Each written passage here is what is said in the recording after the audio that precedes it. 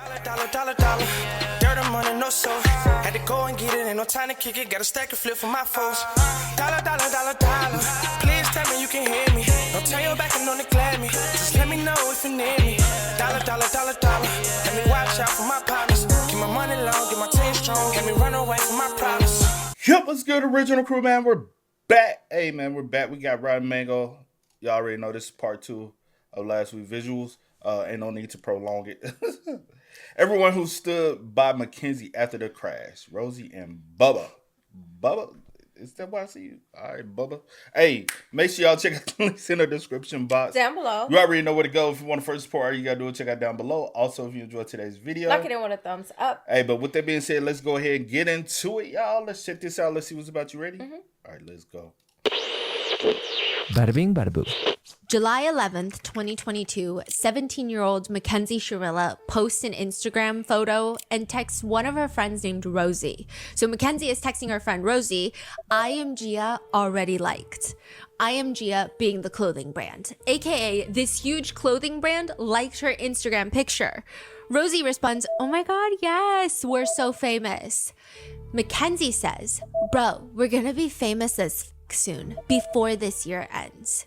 This is from July 11th, 2022, just 20 days before the crash where Mackenzie drove her car into a brick building at nearly 100 miles per hour speeds, killing her boyfriend Dom in the front passenger seat and her friend Davion in the back seat. This case has since gone viral again with the release of the new Netflix documentary called The Crash, where both Mackenzie and her friend Rosie had given interviews to the documentary makers, and they do in fact become famous together. Rosie becoming one of the more hated, controversial individuals from the Netflix documentary, with people coming up with theories online that she knew ahead of time that Mackenzie was planning this crash, that she drove by the crash site and didn't call the police that morning, that she was interested in Dom like there are... Whoa! Where'd they come from? By the crash site and didn't call the police that morning, that she was interested in Dom. Like there are such a wide range of theories that have been circulating, theories upon theories about whether or not Rosie and Mackenzie are doing some sort of big cover up, and just a lot of questions. Like, why did Rosie refuse to talk to the police, but then she went ahead and did a Netflix documentary? A lot of those questions are going to be answered today. Our researchers reached out to Rosie and Bubba, who was also featured in the Netflix documentary. Bubba was Davion's close friend as well as Rosie's boyfriend. And we asked all those pertinent questions. But more importantly, we also asked what actually happened that night. They were one of the last few people to see Dom and Davion alive for the last time. And they answered all of our questions. So with that, welcome to part 2 of the Mackenzie Shirilla case. Let me go ahead and pass. Copyright. We would like to thank today's sponsors who have made it possible for Rotten Mango to support Change the Game for Dom Foundation and Davion Flanagan's Memorial Scholarship Fund. Both GoFundMes are run by the families of the victims, and we're going to include all of those plus all the information regarding Dom and Davion's law, which aims to update Ohio's Son of Sam laws in order to prevent violent offenders from profiting off their crimes. All of that is going to be included in our show notes. This episode's partnerships have also made it possible to support Rotten Mango's team of dedicated researchers. We'd also like to thank you guys for your continued support. As always, full show notes are available at rottenmangopodcast.com. Today's episode involves mentions of illicit drug usage, reckless driving, driving while intoxicated, self-exit, and possible domestic violence. We did pull the FOIA for this case and literally went through tens of thousands of pages of text messages, just detective incident reports, autopsy reports, photos, videos, Snapchat data, Instagram DM data, text messages, like tens of thousands of pages of text messages. So naturally, quotes and statements may be condensed for brevity. There is also a lot of discourse surrounding this case, and in order to explain the entirety of the case and the internet reception of things that have been released to the public, we are going to go over a lot of opinions, comments, and speculations made by netizens. They do not represent our own opinions. So with that being said, I will say that this case has gained a lot of attention with the Netflix documentary, The Crash, and we went through the entire case file. So this is going to be a pretty lengthy series. The Netflix documentary was about an hour and a half, and we've gone through, it's like 5,000 videos, 5,000 separate photos, tens of thousands of pages of text messages, 97 jail calls totaling up to like 20 hours, hundreds of pages of police documents, 39 body cam and dash cam videos. We went through it all and we're going to break it all down.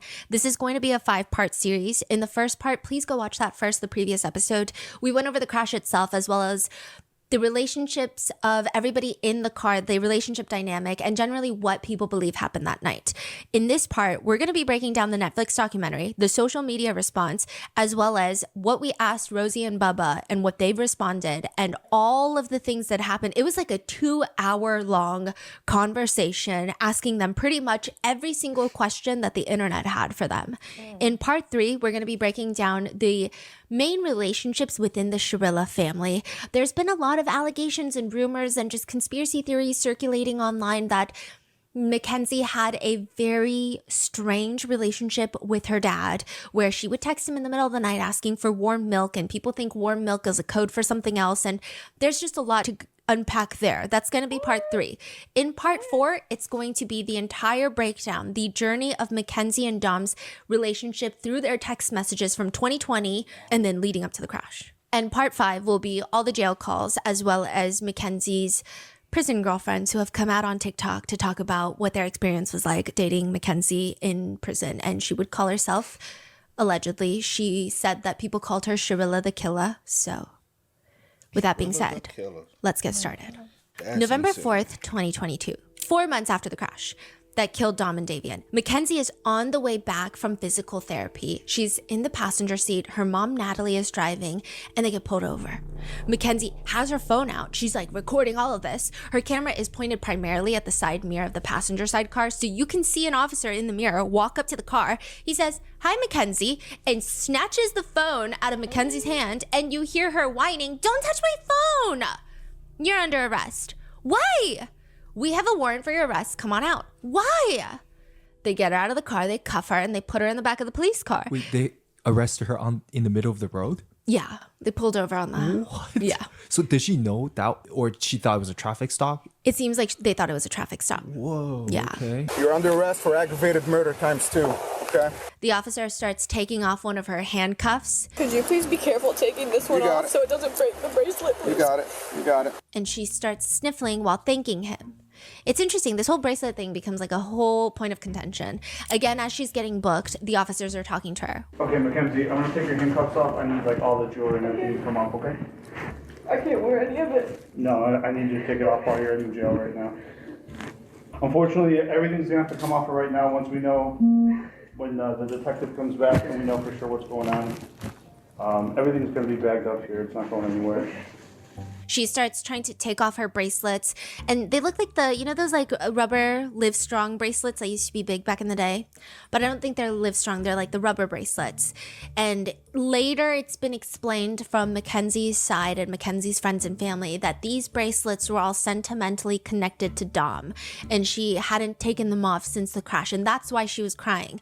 But a lot of people have interpreted it as, how are you crying about a bracelet when you're being arrested for murder ×2? Either way, she's very distraught about taking them off. They notice that she also has extensions, which she informs them that she cannot take them out unless they have pliers. What are the green, are those extensions, clips? You're gonna need to I take can't those take out. them out. They're like in my, they're like, unless you have pliers, we can get them out. After Mackenzie's arrest, there's some interesting body cam footage that was in the FOIA file. Her dad, Steve, marches down to the police station, and he honestly looks like a chill dad, right? So he's got like a kind of white-haired beard with like a full head of like whitish gray hair, and he dresses super relaxed. He's an art teacher. He almost dresses kind of like a kid. I don't know how to describe it. He's not overly stuffy. He's not wearing polos. It doesn't look like he's obsessed with golfing on the weekends. He seems like he's a little bit more creative in that aspect. And I don't mean that as a compliment. I don't really ever want to compliment him, but he walks into the police station. Obviously, understandably, this is a highly emotionally charged moment, but he's using his hands to passionately yell at the police officers. I need to speak to my daughter because you guys aren't allowed to speak to her at all. That's from the Lord. Oh, yeah, I do. Okay. He does not want you guys speaking to her. And I can get him on the phone and he can tell you that over the phone if that works, or I can go in and tell her not to open her mouth. But how you guys did this on the weekend is just, all you do is go, hey, there's a warrant for her. We would have brought her right down here with no problem. But you hit it. It's just unbelievable. I mean, he's 18. So the warrant was issued today, so we executed it today. If he had to roll out the whole mask to pick up an 18-year-old girl who can hardly walk out of a hospital visit, it's just beyond me. Yeah, Steve, lots of things are apparently beyond you, like common sense and good parenting. Right. Opinion that I strongly hold. Steve aggressively asks the officers, Am I going to be allowed to have a 2-minute conversation with her? You cannot talk to her while she's here. No. Nope, because as soon as y'all go in there, you're going to start doing that shit. Language, Why doesn't she get a phone call? If she arrested her, why don't she get a phone call? which, like, goddamn, your daughter is not special in anyone else's eyes but your own. Like, this is the process that they have to go through. The officer has to explain and spell it out to Steve Shirilla. She was just brought in. They're going to process her. As soon as they get the time for her to make a phone call, she'll be able to make a phone call. We just need to advise her that she has a lawyer. She's 18 years old, and she could speak that. She's a dumb 18-year-old that just turned 18. Well, and you guys are no. They're all the kids nowadays are dumb. Sure, Steve, if that helps you sleep better at night, okay? Right. Just know that most of us didn't get into a fatal car crash that took 2 lives at 18 years old. 17, basically 18, but I digress. Steve continues angrily, telling the officers, And these guys are going to take advantage of her. She's not allowed to speak to you guys. I'm telling you that. her from attorney lawyer. can call us. Don't ask her any questions. the officer straight up walks away, closes the door while Steve is still screaming. Steve Shirilla is still screaming. He's like, don't ask her any questions. She's not allowed to speak to you. The officer is clearly unbothered, and this is through his body cam. So it's I feel like he was screaming, thinking she was going to be able to hear them. Yeah, that's what it was. She was too far away, my boy. like exactly we just what it have the was. perspective of his chest. Yeah. And he just walks to the back room where all the other cops are. He walks to his desk, and he says, ay, ay, ay. And he grabs his bag of Cool Ranch Dorito and starts snacking. Ay, ay, ay. Yeah. Yeah. He just removed himself from that. Yeah, he's like, ay, ay, ay. And just started snacking on Doritos in the back. You blame him, I bro? just think the Shirilla parents, the Netflix documentary, we'll get into it in a second, but they are just like massive complainers. They like to complain about everything. Even on Netflix, they're complaining. I don't know why they needed 9 or 10 cars to roll up on an 18, 17-year-old girl. Prosecution needed a show, and they wanted to put on a pageant.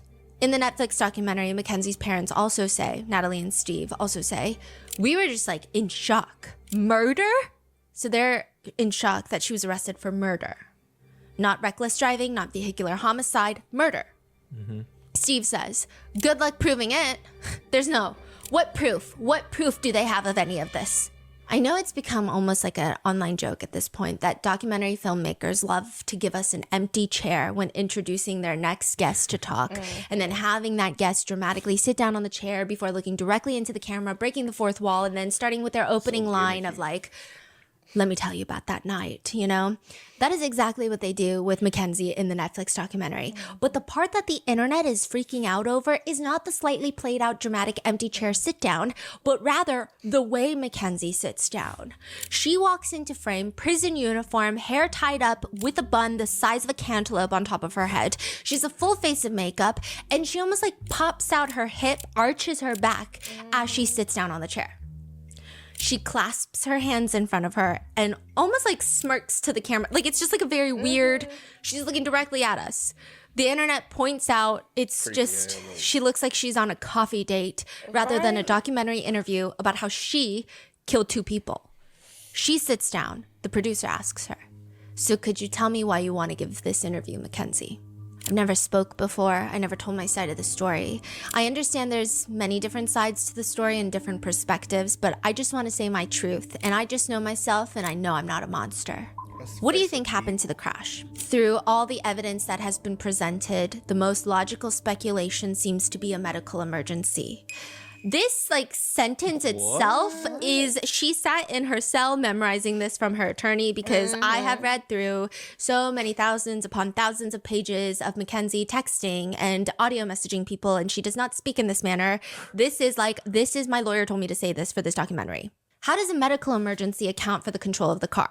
So she's like, the most logical reason is a medical emergency. So they're like, how? How are you able to control the car then if it's a medical emergency? And she says, I'm unsure because I have no recollection of that morning, but I know nothing about it was intentional. The interview with Mackenzie is short, or at least the included parts with Mackenzie. Yeah. I mean, she's not really saying anything of value other than trying to convince the viewers at home that she's a good person, which, I mean, I guess it's up to you to decide, right? But she says she still has no memory. She thinks it's a medical emergency. What medical emergency? She doesn't know because she doesn't remember anything. But she says she's grown and she's remorseful for all the things that she clearly doesn't remember. She says about her relationship with Dom, we were just two kids messing with each other. And then as the years went on and we stayed together and grew closer, we would have probably been married by now. He was just so protective and loving over me. I just wanted to heal him and he wanted to heal me. We were partners. We just took care of each other. I mean, we argued. We got back together. We broke up. We got back together. It was rocky, but it was good. It was just, we were in love, young love. She says it's really hard. That was not young love, bro. And also the verbiage how she talks about y'all two young people healing each other. Healing each other from what? You were 17. And if you like, that is not health. That just shows no health. Yeah. That's not a healthy relationship at all, bro. That shows every sign is both of y'all need to focus and have time on yourself. What are your plans now? Both of y'all graduated high school, just living in life. What is your plans? I'm also, how much Netflix pay y'all? You know what I'm saying? Because I don't see her doing an interview and doing all this doc stuff for free. She hasn't spoke out and said anything this whole time. I mean, they definitely could have paid, but also her thing was always just wanting to be famous. But also people. No, I get what you're saying. No, because I was about to say something. I was like, honestly, some people don't give a fuck about the money. They care more about the fame than they do because I was finna say most people want to be famous because they want the money that comes with fame. But some people don't care. They just like, they just want to be talked about, known for something, whether it's good or bad. But I'm sure she got some honey buns put on the commissary. Some they did some. Hard every day here. I try to wake up and be the best person I can be every day, stay out of trouble. There's not a moment that doesn't pass where I don't think about them or I don't feel a pain in my chest that it's still like the void of losing them. And near the end, the producer asks her, is there any last word that you'd like to say? And she turns to her right and she's like looking at someone off the camera. It's her lawyer. They let us know. They're like, she's looking at her lawyer, right? Her lawyer was present. She goes, did I touch on that? Okay, so everything is like you think. I don't want to force anything and just say too much or sound crazy. I just want to make sure that I'm big on the no intent. There was no intent whatsoever there. I have excessive amounts of remorse for Dom, Davion, both of their families. This was not intentional, and I will do everything I can to prove that to the world and the families. And that's it. That was weird. Yeah. Is that like a fourth wall breaking moment? Like she's... That was... Also, are they appealing? Are they in the process of an appeal, or have they already appealed and has it got rejected, or are they in the process of trying to appeal? Because when was she convicted? That's what I'm trying to.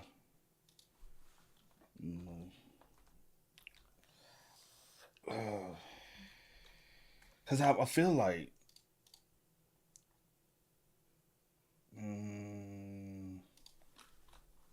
I feel like we got those answers. I'm about to say this right here, if that's what you're looking for.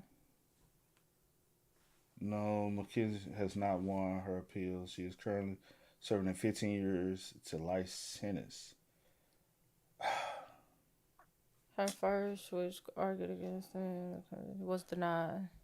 But I'm finna tell you also, with her having 15 years to life, she can still, like, at the end of the day, that sentence, she can still do life, right?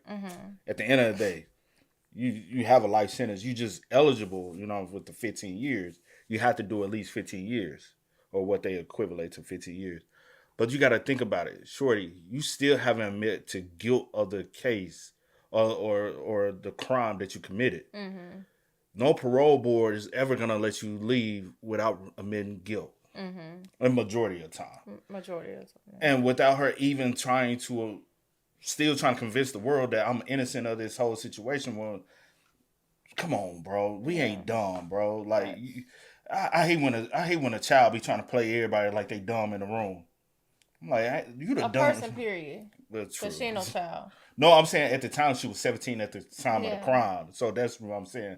But when you trying to play like everybody else is, But right now she's has still a- trying to play in our face, and she when you well over try to play like 17. you got the highest IQ in the room when you really got the lowest, it's you're insulting everyone. And it's like, come on, bro. I prefer you just admit to it and say I need to be able to right my wrongs in life.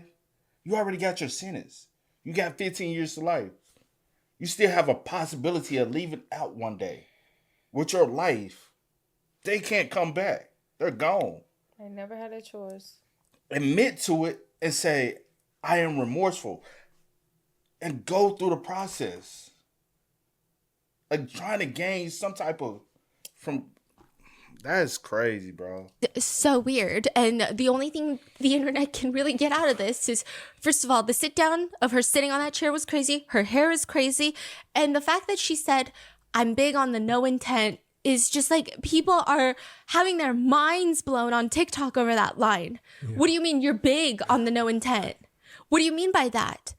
The Netflix documentary also sat down with Dom and Davion's family members. They focused a lot on the pain that the family members had to endure losing Dom and Davion, and it felt very transparent in the sense of the families of both those boys felt really vulnerable in sharing their journey of finding out that they lost their babies, essentially their children, to then feeling relieved that at least another child was able to survive, that Mackenzie was alive and in surgery. There was almost like a relief. Really? Because it's like, okay, at least... Wow, you know, and then feel. But I'll say this, because I keep going, also remembering the body cam, right? That we did, and again, we did the body cam a while ago. But I remember Dom mom. They went and gave the news to Dom mom, and I swear, like I might be getting it wrong, but I feel like she immediately knew who was behind it. But I do know they didn't. Put her in the dock, but I swear I remember his mom being like, Mackenzie has something to do with it. And I was like, why would she immediately kind of, you know what I'm saying, go there? But I cannot remember the title of the body cam. Damn. I know you ain't gonna remember. Really? Because it's like, okay, at least, you know, and then feeling confused because they're like, wait, nothing is adding up about this car crash. Like, it doesn't make sense. Her behavior isn't making any sense. They're not getting the answers that they so desperately need and deserve. And then they see this evidence and then all of the complicated just evolution of all these feelings. Dom and Davion's sisters have been using their platforms to showcase Dom and Davion's lives as well. And they were both included in the documentary. And it's just so frustrating to see the grace and composure that both Dom and Davion's family members held in this entire documentary, juxtaposed to the Sharilla parents. Mackenzie's parents, Natalie and Steve, who come off incredibly tone deaf, entitled, and just fucking dense. I don't really know how else to put it, okay? They just are not likable either, and they seem like enablers. The documentary also brought in a few of Mackenzie's friends who have since gone viral. And there were just a lot of moments where it feels like just watching the documentary, from the perspective of just watching the documentary, it feels like you're on a different planet from the people that are on the screen talking, because you're like, there's no way they just said that. There's no way any of this is real. For example, one of Mackenzie's friends, Faith, states in the documentary that essentially she cannot see Mackenzie intentionally crashing that car because she can't imagine Mackenzie ever hurting herself. Like, that's just not Mackenzie. She says Kenzie loves herself a lot. She wouldn't even have a McChicken with me at McDonald's because she cared so much about her own health. I don't feel like somebody like that, who cares so much about their body and so much about themselves and, you know, how they're doing, would be suicidal. Apparently, a McChicken from McDonald's is some sort of litmus test now. The documentary also brought in two of Mackenzie's friends that were there at the gathering that Mackenzie, Dom, and Davion left. And that was the drive home where the car crashed. Rosie and Bubba, they were there and they were interviewed. But before we do that, let's run through the night of July 30th and the early morning of July 31st, 2022. Mackenzie and Davion had both graduated high school, so they're going to like a series of graduation parties. Now, in part one, I told you guys that Davion is staying with Dom while his parents are out of town on vacation because he just started a new job. He couldn't go on the family vacation. Mackenzie is basically living with Dom, even though she's 17. So naturally, it makes sense that the three of them decide to go to a few grad parties together. They live together, they take one car. Mackenzie and Davion graduated. Dom is dating Mackenzie. The first stop is Kelly's. They get to this girl named Kelly's house at around 10 p.m. Kelly speaks with detectives and she tells them, okay, it really wasn't like a crazy grad party or anything. My mom was there the entire time. In fact, her mom is in the interview.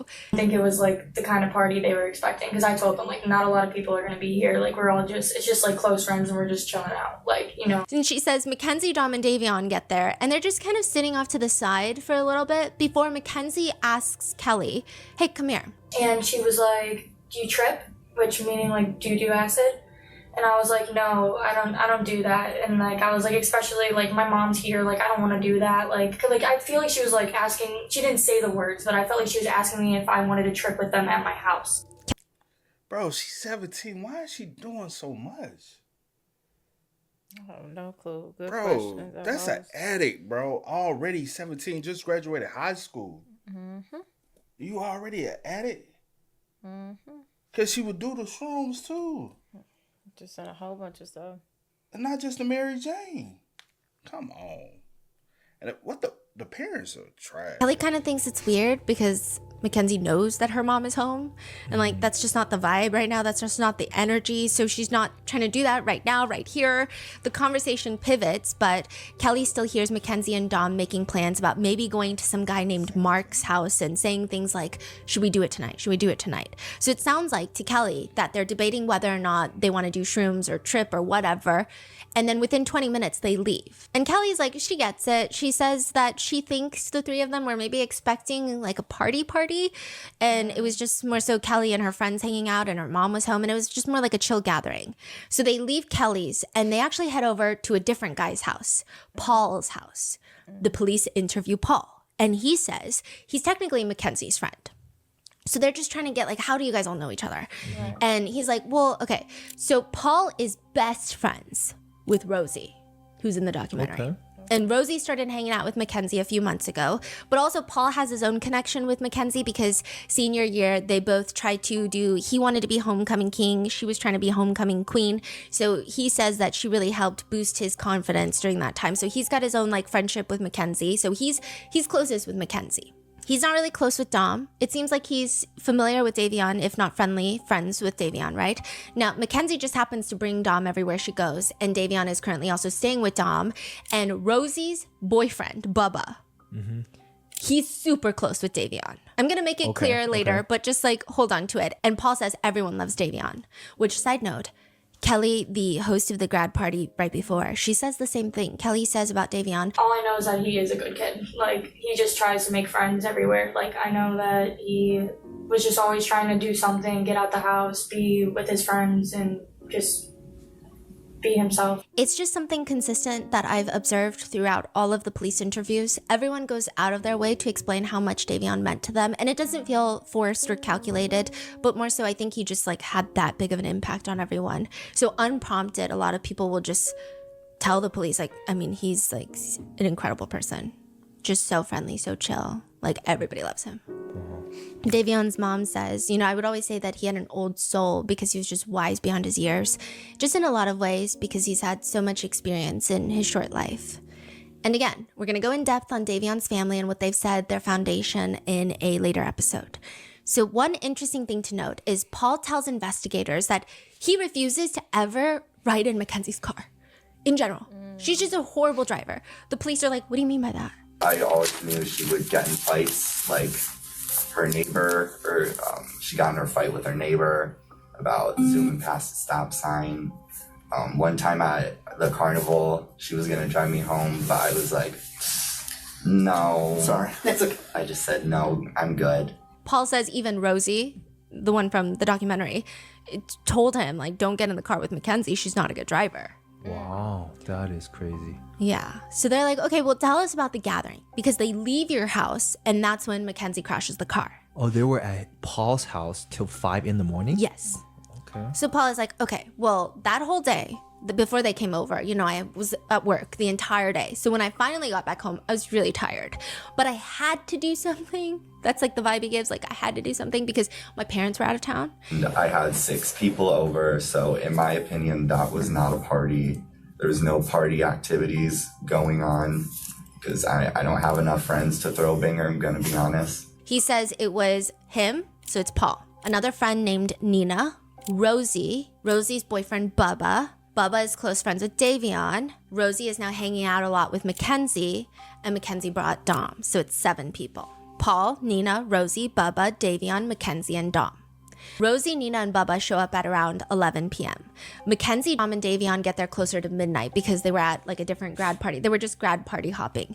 And it was a chill night for about an hour. Paul says, you know, earlier that day he was kind of in a shit mood because he did also break, like his whole car broke down. So he was working, his car broke down, he's not in the best mood. So he decides after chilling for an hour that he's just gonna go to sleep.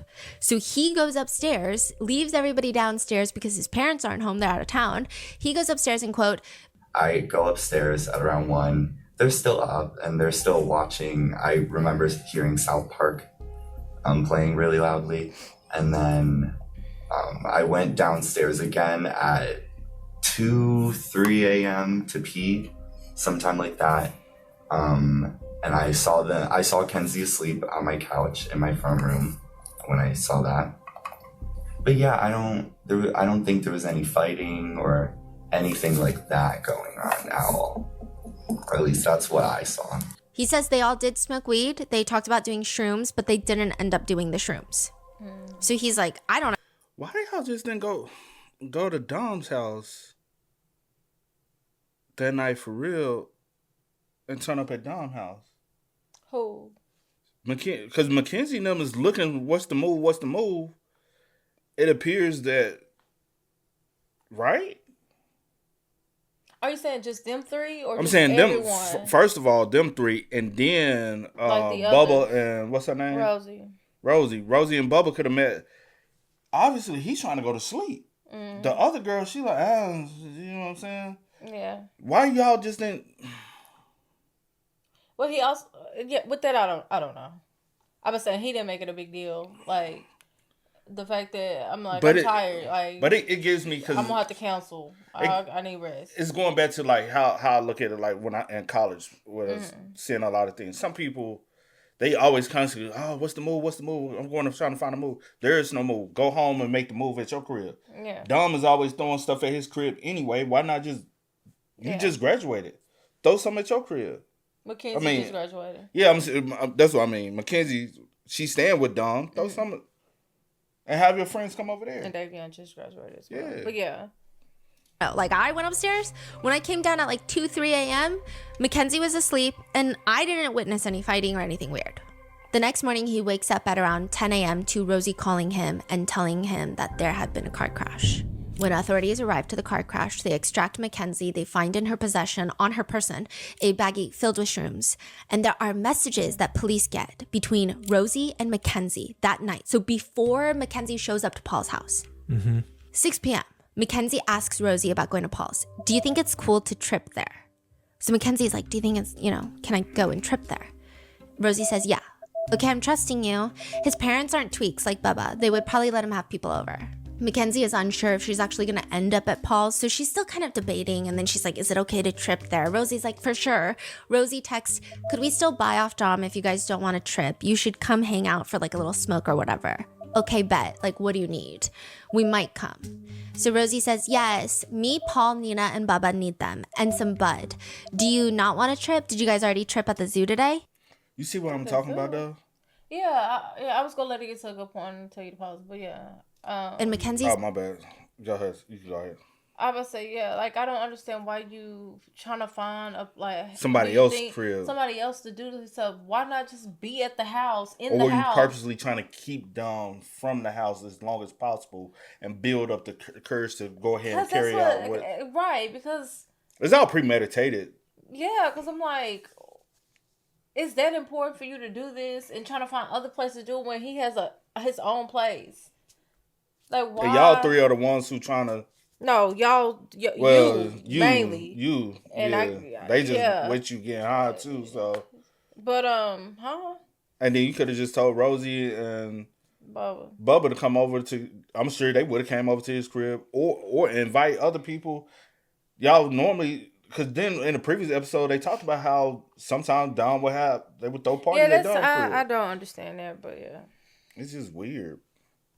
Them and some bud. Do you not want to trip? Did you guys already trip at the zoo today? And Mackenzie's saying like, we're not really sure because it's already so late. Dom says no and we were going to, but we didn't, but yeah, we can give you guys that. Mackenzie texts at 10:24 p.m. We're probably gonna come. So like last minute she's like, okay, we're gonna come. Rosie says, okay, cool. And so we want $40 worth of bud, and Bubba wants 3, and I want 2.5. Nina wants 1.5, and Paul wants 2.5. So the grams, it's referenced to shrooms. So they want $40 worth of weed, and then everybody wants like different amounts of shrooms. Rosie is saying Nina claims she just wants a gram. And then Mackenzie is saying, Brett, tell her more. Like a gram is, it sounds like she's saying a gram is not going to get you there. So Rosie responds, okay, fine. She said like 1.5. Okay, bet. Okay, we're all at Paul's. I'm about to come. Okay, send me Paul's address. I'm on the way. So they send the address. They meet up. They get to Paul's house. And like all we have once everybody is at Paul's house is what everybody says happens at Paul's house. And Paul is like, I was asleep for most of it. And then at 5:30 a.m., Davion, remember he has the Life 360 app connected to his friends. His app shows him leaving Paul's house. It's Mackenzie driving, Dom in the front passenger seat, Davion in the back. 5 minutes later, the car slams into the building at nearly 100 miles per hour. A few things to note about this timeline. A lot of people do think it's odd that they left Paul's house at 5:30 in the morning. It's not like Paul's parents were coming home, so they're like, oh, we gotta all get out of is at Paul's house is what everybody says happens. Oh, shit. Damn. Sorry, y'all. We're coming home, so they're like, oh. That's true, though. Why not just sleep it off? We crashed at Paul's house, and then... Yeah, you already sleep, but Paul said he went downstairs at like 2 or 3. He didn't tell y'all had to go then, so... You know, you sleep on the couch or whatever. Like, why get it's up at like 5 many, something in the morning? Like, let's head... I don't know, it just doesn't... It's so many weird, like, situations that or at least wait till the sun comes up. Yeah. Why this particular... We gotta all get out of here before my parents come back. It just seems like a very early time for them to get up and get out. It's been reported to detectives that Mackenzie fell asleep at some point. She doesn't necessarily strike me as the accommodating type of person who will wake up from her slumber to drive Dom and Davion home. Or maybe she woke up and was like, I'm uncomfortable, I wanna go sleep in a bed. I don't know. I mean, some people also think she's not really, doesn't strike them as a early bird. So why go home at 5:30? Do you know if they have jobs or any places to go to? Yeah, so they had places to go to, but all kind of within each other. It doesn't seem that Mackenzie and Dom had any strong plans that morning, but Davion was actually going to go hang out with Bubba again to fix up Bubba's car. Okay. It's like actually a whole thing because he was going to go straight to Bubba's house with Bubba, but then last minute, Davion was like, I'm actually going to go back to Dom so I can shower and clean up a little. Wow. Damn, bro. Crazy. It's just an odd time for them to leave, which has led people to believe and speculate and theorize that it would make sense for them to leave if Mackenzie and Dom were fighting. And they're like, you know what, like this fight is getting big, like let's go home and fight in private. And since Davion is staying with Dom, he ends up going with them. On the drive home, they're still arguing. Mackenzie, in retaliation out of rage, drives the car full force into the building. But the problem with this is every single person present at the gathering that night state that they did not witness any fighting between Mackenzie and Dom. Some people think they're flat out lying. Others think maybe they are telling the truth, but that doesn't mean a fight never occurred. Whether it's just on the way home or whether there was a fight earlier that night and it just wasn't felt or witnessed at Paul's house, but it resumed in the car. Judging by Mackenzie's text messages and Instagram DMs to Dom, I will say that she clearly seems like an instigator who knows how to escalate a fight in record time. She's kind of like a bomb. She seems to go off at the smallest thing and it's very explosive. So I could understand how a lot of people theorize that a fight broke out once they got into the car on the way. True, because what if they got to arguing about even leaving at 5:30 in the morning? I could see Mackenzie sparking up some shit. He'd be like, Dom probably could have been like, hey, let's just crash here to daylight, you know. Yeah. And she, no, I'm going to leave right now. I'm going to leave. Yeah. But I always think it still was premeditated. She planned. She had. I feel like just a notion that she always had this plan. She knew the route she wanted to take. She knew what she wanted to do. Because even doing committing a crime like the way she did, she flew down this street directly. That's something that you already have to have in your mind. That's not. I don't. I just feel like it's not something you will just think of on the spot. Yeah. Not in that manner. Now people argue why they arguing veered off this road like take both of us out. You know what I'm saying? But not like I'm finna fly down the street because then you still got Davion in the back. Yeah. And to even be like fuck and still take him, that's crazy. Davion's friend who hosted his vigil goes to the police and he reports, and it makes sense.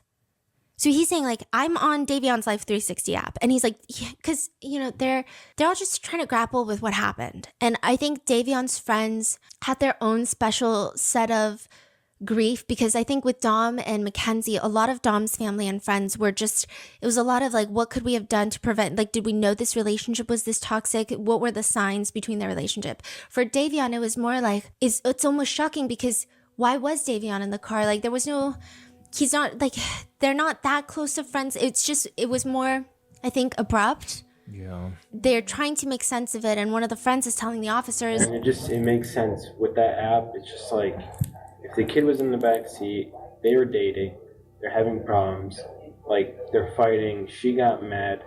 She's always like, there's lots of people that have come up to me and said they've always fought, like everybody. Like I can probably a lot of witnesses to say that and testify for that. They've always fought, they've always argued over hard stuff, and maybe they were fighting, they were on the psychedelics, and she hit the gas, the floor, and it shows you that they literally hit the gas right when they got into that area. They were driving fine for like 15 minutes.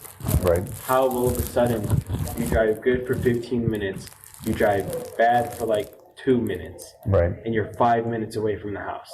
He thinks they got into a fight and Davion just happened to be in the back seat. It's just crazy and it's tragic that like one good kid, I mean, they're all good kids, but one good kid that just didn't do any of that stuff and it just was in the wrong crowd at that time. And he's talking about his friend Davion. They described that they feel Davion was in the car as, quote, so it was like almost like he was like a hostage in the car. Because they can't really understand. Another friend comes in and is telling the officers, like, I was on vacation in Colorado and I sent Davion a picture. And he said to that picture, like he's responding in the car. So they're going through the Life 360 and they're like, oh my God, he was in the car when he responded to his friend's Snapchat picture of Colorado. Crazy. So they think, this is their theory, that Davion's friends who showed the Life 360 app to the police, they're like, Mackenzie and Dom start fighting because that's before the crash. And Davion is Snapchat responding to his friend.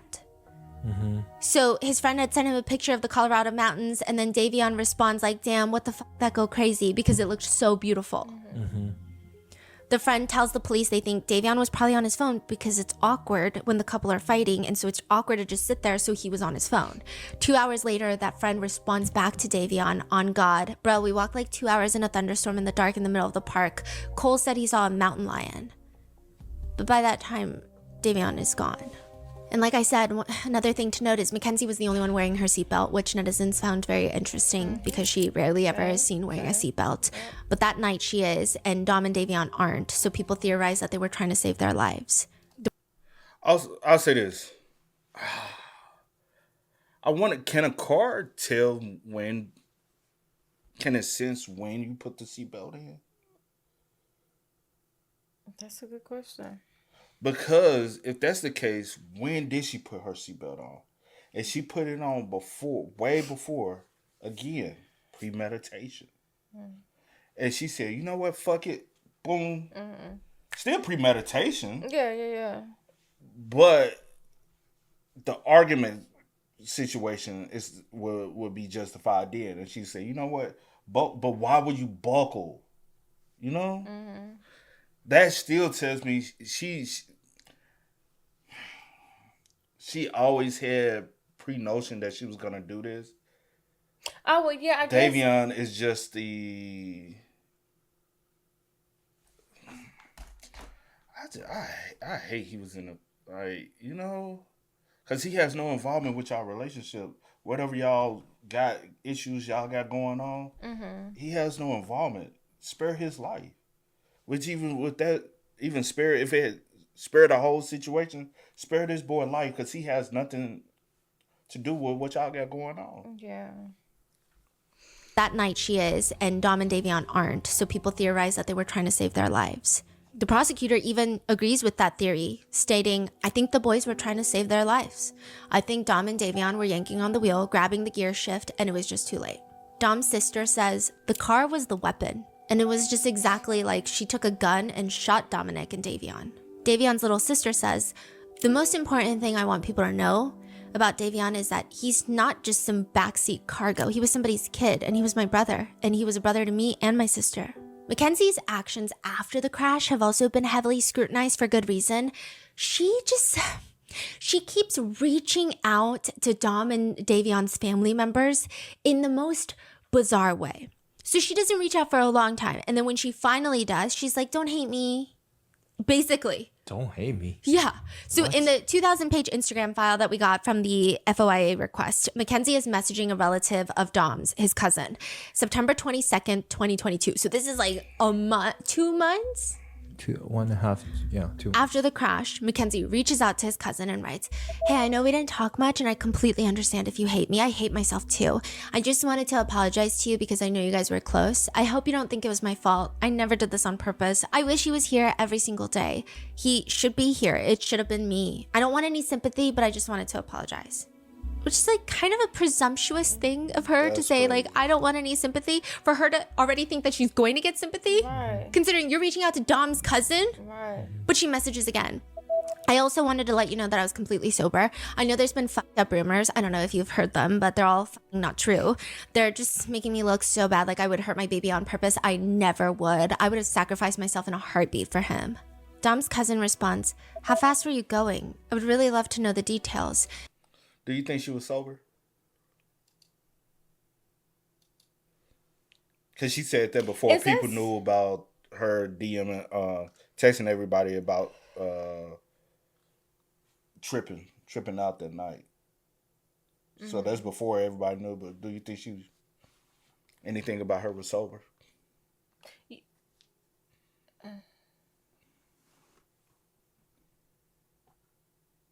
Don't. We hearing everybody else talking about weed and shrooms and. But were they ever able to do anything? They went to Paul's house. Yes, but were they ever able, besides like Paul said they was in there smoking. That's what I just said. Besides, I guess like, we. And he said he went to sleep at 1. He came back about 2, 3.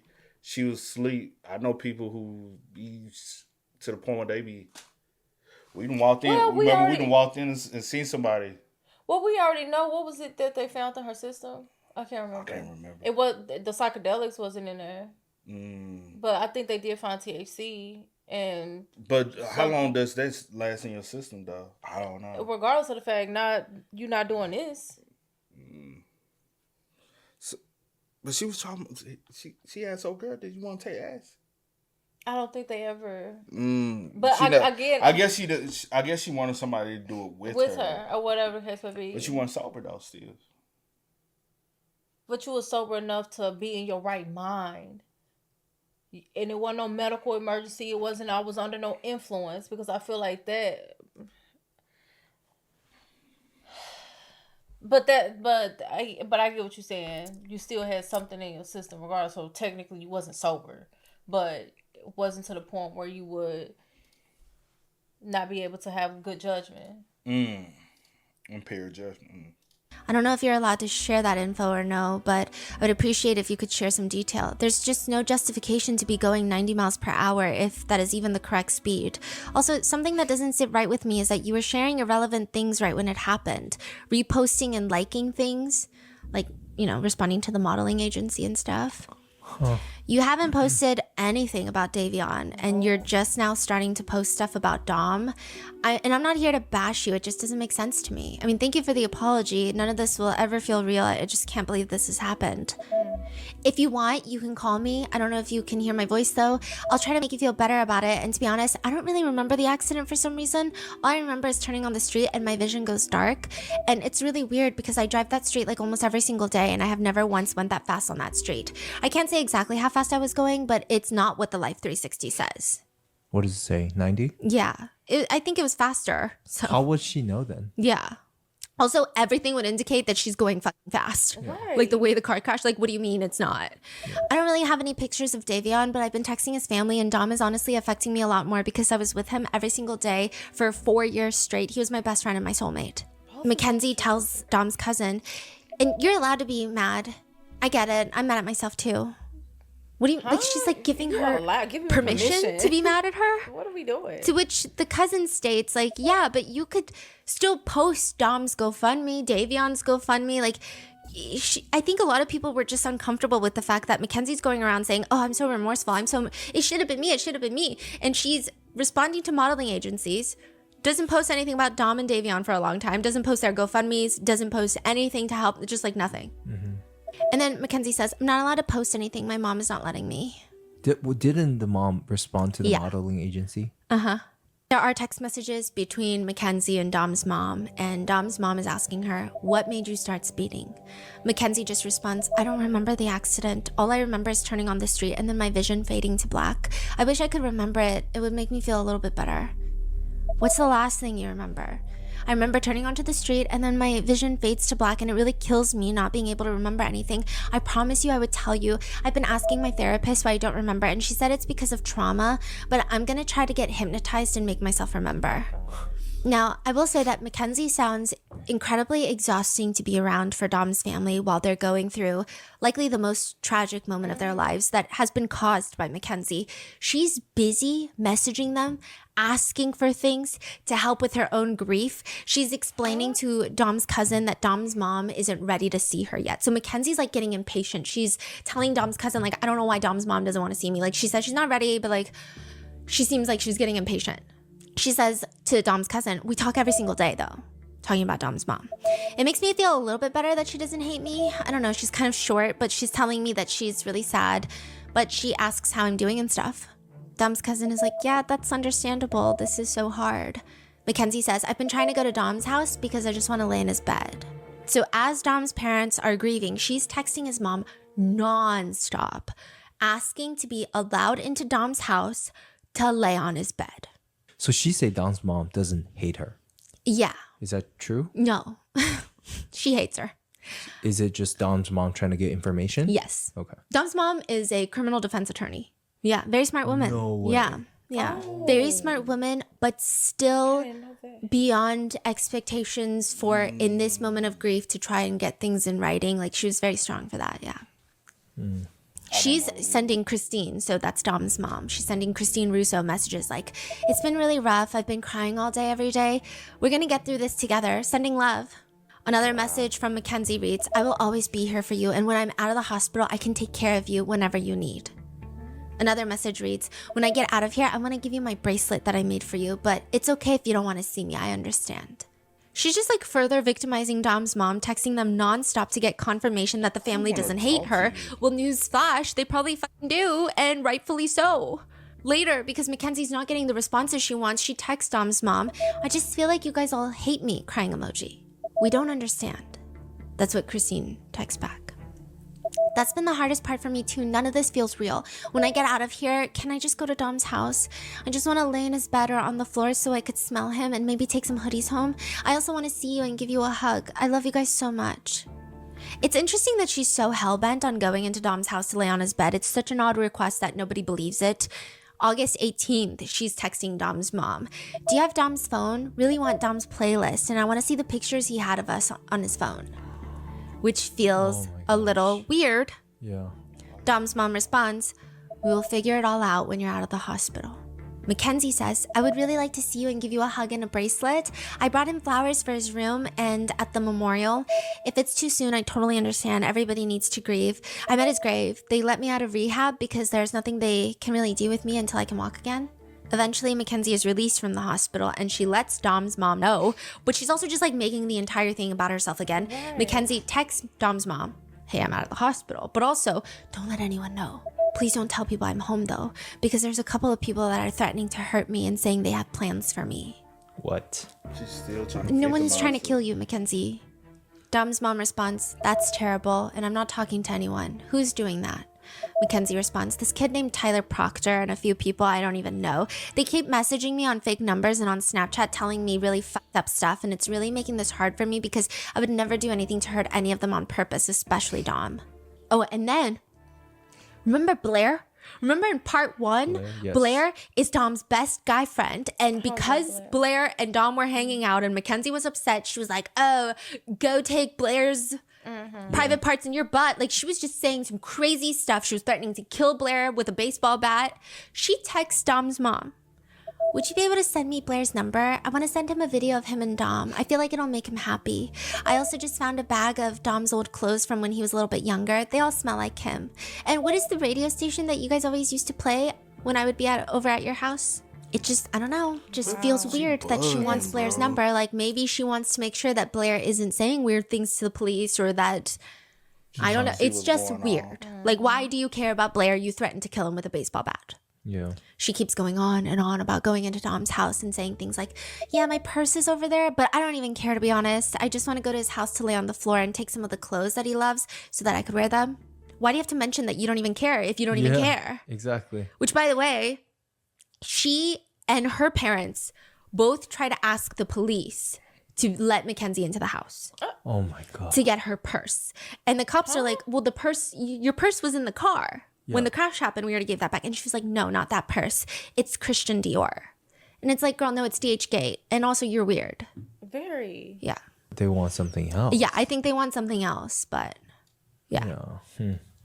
Mackenzie asks Dom's mom not to delete anything on Dom's phone and says, whenever you're ready to see me, I just want to go through his phone and see everything that he has of us. What? She brings up going into Dom's house again. She's like, is she possibly trying to see if Dom text somebody before? I don't know. She's weird. You don't even have to see me. To which Dom's mom has the level of patience I cannot comprehend. She responds, I don't think you understand how incredibly hard this has been on me.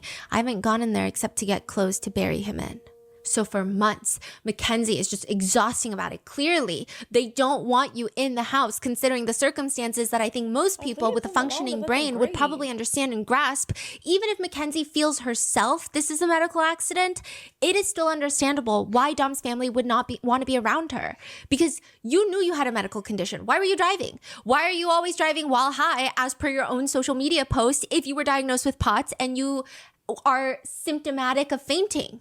But Mackenzie messages Dom's mom, I'm really stressed out about people moving my things or making it look different than it was when Dom lived there. My top priority is just being able to go inside of that house and just be there for the day. It hurts that everybody but me is allowed in the house. It already hurts seeing all of his friends there at night spending time with you, but it hurts even worse seeing I'm the only one not allowed in his house that I spent the most time in. I need to get in there for multiple things that I have in there. I don't know why I'm not trusted to be in the house I spent 90% of my time and slept at every night. To which Dom's mom later tells the police, where she's begging me to go in the house. That's what's even creepier. And the police are like, oh yeah, Mackenzie's parents were asking us to go into the house to get Mackenzie's stuff. And so Dom's mom is, that's what's even creepier, that they're going to call you guys about getting her stuff. She said to me, well, do you think Angelo's going to go in there and destroy my things? This is what she said. And I said, no, Angelo's not going to destroy anything.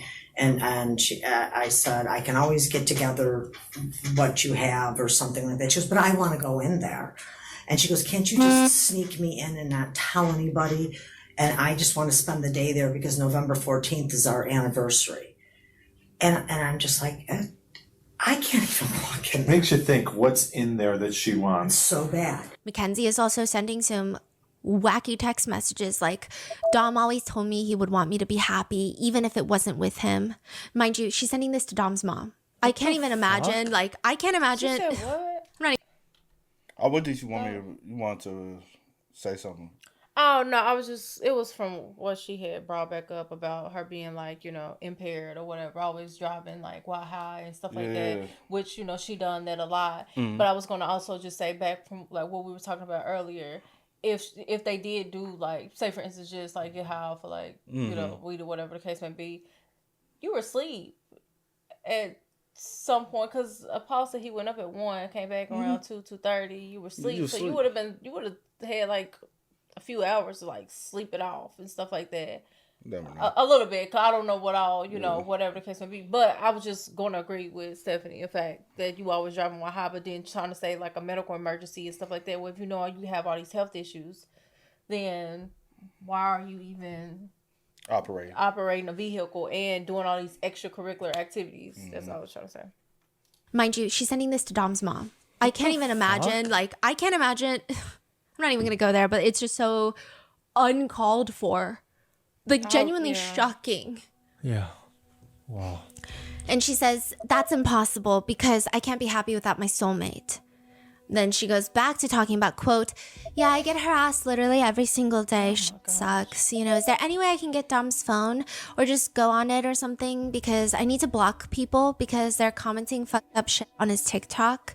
Dom has videos posted on his TikTok and I commented, I miss you. And people are harassing me on there. Specifically, this one girl that has been harassing me our whole relationship. And I just want to delete her comment and block her. Then she adds pressure to Dom's mom saying things like, I really can't tell if you hate me or not. I feel like if you don't hate me, you would let me come over or be there for you. Or you would tell everybody that they shouldn't hate me, but I feel like you just don't like me. And I wish you would just tell me so I could stop bugging you. Dom's mom responds, this is all emotional. I can't tell anyone to do anything. I don't hate you. Gosh, I'm having a tough time with just not having my son. You can't tell them to not bug me, but you could tell them that you don't hate me. And it's hard for me too. I'm always having a tough time. He was the love of my life and I spent my last 4 years every day with him pretty much. I'm sorry. This is his mother. Oh, I know you're like gripping the chair because it's infuriating. Dom's mom responds, my family will never be the same. I lost a part of my heart. I'm sorry that people aren't receptive to you, but those boys died at your hands. You have to understand that. You think I want things this way? My life is hell and I'm broken. Mackenzie says, I did not do this on purpose. If I knew any of this would happen, I would have made sure it was me that died. I would think you understand, but good to know that you think it's all my fault. I do understand that nothing is ever going to be the same. We're in the same boat. We both lost extremely important people to us. That's so disrespectful. I try so hard to tell you guys that I would never do this on purpose, and I thought you would know that. Wow. I feel like it's showing now. Yeah. Like she can't even pretend to. I don't know where she gets this audacity. I don't. I think the audacity has always been there. She just hides it. Yeah, at first she's like, okay, this is what I need to say. And then, she starts coming out again. It's like doing the most. There's nothing worse than you can do than take someone's life and then saying, why can't I already said sorry? Yeah. Like, why can't you just Mackenzie is one of those individuals that has so much stamina in times of supposed grief on her end that she will exhaust people to the point where they just end up either having to agree with her or not talk to her. That's my opinion. It's just so excessive. Mackenzie messages Dom's mom again. Could you please try to help me get people to see that I didn't do this on purpose seriously? Hurts my soul that anyone thinks that, and I can't sleep knowing that. And if you know... she has the audacity to go ask victim's mom to help her. And if you know you didn't do it on purpose, why do you need everybody else to know? I would just be great. Why do you need everyone to know? Dom's mom says, no one says that directly. I just said, look from the other side. It's hard to explain anything when you said you don't remember any of it. I know everybody thinks that though. I've just been having a rough couple of days. I'm trying really hard to talk to everybody. Dom's mom says, it's been really bad on me too. Can we please try to fix this? All I know is it's never going to be the same, but I want to be able to come spend time with you guys. I wish I could bring you guys closer. I think she means closure, but she writes closer. Or tell you what happened. If I could remember anything, I would tell you. I don't know why you think I would ever do this on purpose either. I understand I was the driver, but I would have done anything to prevent this. He's the love of...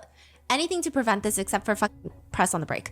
He's the love of my life and my best friend. If I could remember, I would tell everybody, but that's just how trauma works. I wish I could bring you peace. She then goes back to harassing about going into the house again. And so Dom's mom is like, I will get your things together. I'm sorry things have been rough. I don't know where all my things are. I'm not allowed to just go and get my things, question mark. I understand it's been rough for me as well. I just don't understand why this has to be such an issue for me to go into the place that I spent all my time at. And I also want to make sure that all my things were not messed with because I know where everything was when I left it there. You're going to jail. What do you need your stuff for? Yeah. Later, when Dom's brother, Angelo, is being interviewed by police, his mom is also in the same room, so Dom's mom is there. And the police informed them that Mackenzie's dad has been, kind of a little bitch about Mackenzie's driver's license that is in Dom's house because she wasn't even driving with her driver's license, okay? Wait. So who? Mackenzie's dad is telling the cops, like, we need to get her driver's license. Why do you need her driver's? Yeah, she doesn't need to be driving. What do you need her driver's license for? Yeah. Okay.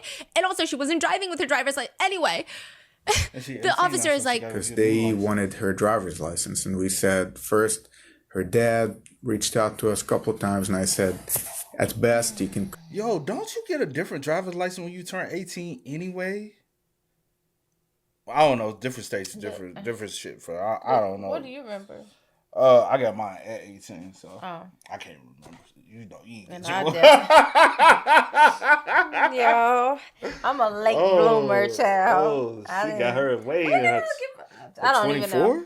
I think I got my license at 20. Something. It wasn't 24. It was 20 something. I'm requesting escort. We'll call Miss Russo. If she says yes, we could arrange it. If she says no, we're done. And then last time when he was kind of getting under my skin, I said, no, we're not getting involved in this. And so he had his lawyer call me. And it was the old lawyer from Columbus. And I told him the exact same thing. I said, this is not a criminal matter. We're not getting in the middle of this civil stuff. Right now, emotions are high. The Russos are grieving.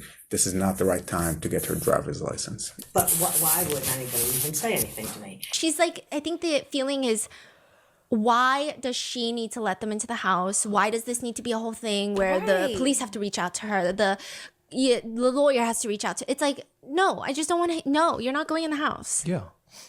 She's like, I don't know. Why is this a thing? Like, I said no. And then she says about Steve Shirilla, about Mackenzie's dad. Yeah. Let me tell you, that rotten son of a bitch father of hers never said a freaking word to me. I bumped into them at the cemetery. Of course, my place I have to bump into him. And that bastard never even said, hello, how are you? I'm sorry. Nothing. Wow. And side note, the only reason Dom's mom does admit to the police that she's talking to Mackenzie is because she also knows what Mackenzie is doing. And it's very clear through the text messages. It's such an icky feeling reading those messages between Mackenzie and Dom's mom. Mackenzie is effectively dangling pictures and videos of Dom in front of Dom's mom. And Dom's mom knows. So, like... You got me fucked up. I would have to whoop a hoe. I ain't gonna hold you. Sorry if I think, but shit. Wow. You gonna have to see me, little mom. I would have to flip that little. She is so disrespectful. That's disrespectful than a motherfucker, bro. Heartless. And I guess, like you said earlier, she knew what Mackenzie is doing. Yeah. And with her also being in a legal side, keep her talking because she's gonna talk herself into a grave, her own damn self. Well, but you get my just bad analogy, but. If Dom's mom doesn't respond, Mackenzie's like, I just found this picture of Dom. She sends a photo? Yeah, of like in my photo book. Oh my And then a day later, if Dom's mom doesn't respond, oh, I just found this video. It's almost like this is the reason Dom's mom keeps responding, obviously. And Dom's mom is like, obviously, I know. Like, she's dangling photos and pictures of Dom in front of me. Yeah. She knows it's to keep in contact. Yeah. And the cops sympathize with her and they say, she's playing on your emotions. And she's like, yeah. She is. Dom's mom even mentions... She tried telling me the other day that she had some other medical conditions. And I think that was just fluffing to try to... Why wouldn't it have ever been mentioned to me before? Gotcha. Now he's dead and you're going to mention this at the cemetery. Who is? She's saying, like, she went to the cemetery. Mackenzie is there. And Mackenzie, after Dom is dead, is, like, casually trying to bring up, like, oh, I have so many medical conditions. Yeah. And Dom's mom is like, are you for real right now? But what's worse about this is Dom's mom has a lot of very pertinent evidence. She doesn't have it immediately. And they all kind of start clicking together within the few days after the crash, but she has a situation with another witness that can back it up, that Dom had called her a week before the crash and said that Kenzie was threatening to crash the car with him in it. You're kidding me. Yeah. Premeditation. Dom's mom breaks down when talking to the investigators. She says, I just figured that maybe Mackenzie needed to grow up. She's young. I mean, do you guys know what I'm saying? You don't think that it's going to come to this. And I just figured maybe she just needs to grow up. She's young. I mean, do you know what I'm saying? You don't think that it's going to come to this. They ask her, what were your motherly instincts? Like, what did you feel around Kenzie, especially in the presence of Dominic? Was she genuine? She was everything you can tell by her. You know, she's everything all about her. If you notice, prom pictures, every single time we try to get a picture, she's all over my son. I can't even get one without her in it. He catered to her. She claimed she had a gluten-free problem or something, and I would make dinner. And then I would be questioned on, was the stuff okay for her diet because her stomach? And if I didn't have everything that would have complied with her stomach diet, whatever it was, I never believed it. She's like, I never believed she was gluten-free. Which, side note, I don't believe either. Because she loves to tell people nonstop that she's gluten-free, but also she's like demanding Dom buy her Chinese food, Popeyes, like just lots of other things, yeah. And if I didn't have everything that would have complied with her stomach diet, whatever it was, I never believed it, he would cook for her separate, always. She's a slob.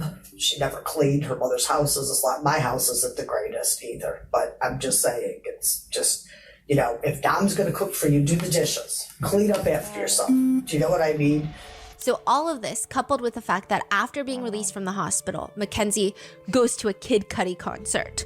What? Mackenzie cannot walk yet. She gets discharged from the hospital. She is in a wheelchair. This is like days after the crash? Or This is like weeks after because she was in the hospital for a long time. But still, she just gets discharged from the hospital. Actually, I don't even know if it's like weeks, okay? It's just like maybe a week and a half. But she's wearing tiny little booty shorts. She's in a wheelchair, a evil eye bikini, and her hair's in space buns. And she's just at a Kid Cudi concert. with who? Her friends? Yeah, and they're just like wheeling her around the freaking concert. Mackenzie is also incessantly posting on Snapchat pictures and videos of her in the hospital going to therapy. It's just a bit odd. Even the way she's posing for all the pictures, she keeps doing the thing with her feet. So she loves taking pictures of her legs because they're both in casts. And then she does the thing where you like angle your toes inward. She'll be in the passenger seat of the car. Her mom's taking her to Whole Foods. There's a rainbow. Mackenzie has her cast. She has her legs up on the dash. She's taking a picture from inside the car with, again, her feet pointed inwards for whatever reason. She later sends that photo to Dom's cousin saying, I was bawling my eyes out at Whole Foods because this is where we used to shop. Her and Dom. And when I left, there was a rainbow right over. And if you look where the rainbow would have ended, it touched the ground. It's literally on me. She's like saying Dom is in heaven, putting a rainbow on her. And the cousin, I mean, at this point doesn't know what's going on. So she's just like, that's beautiful. He just keeps giving me signs and it's kind of making it easier. But I also cry because he's not here. She tells the relative he's sad, but he wants all of us to be strong. As if she's like communicating with Dom. And like, out of all people, she says, he wants us to be strong, even though it's going to be hard. I still cry every day. And I'm sure you do too. How do you know that is my question. I mean, doing copious amounts of drugs every day doesn't make you a spiritual being. It probably just makes you a little more prone to hallucinations.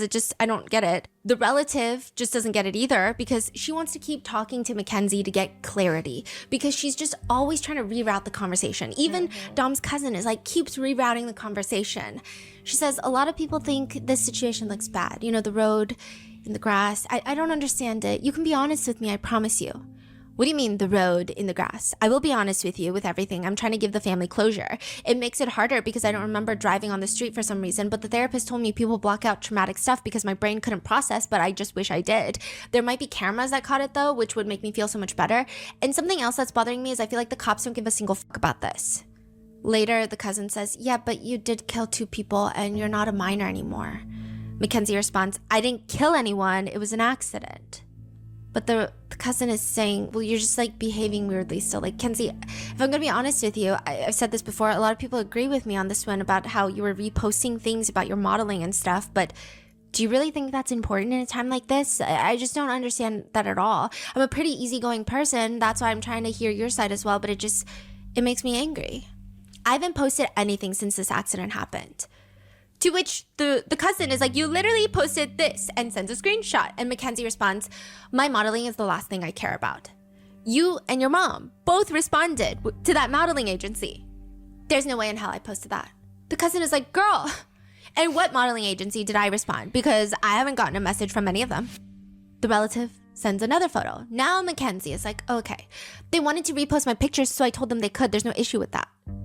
Okay, I just don't think it makes sense to be responding and posting that picture to your story and having your mom respond. I thought that's the last thing you should be worried about right now, but that's just my opinion.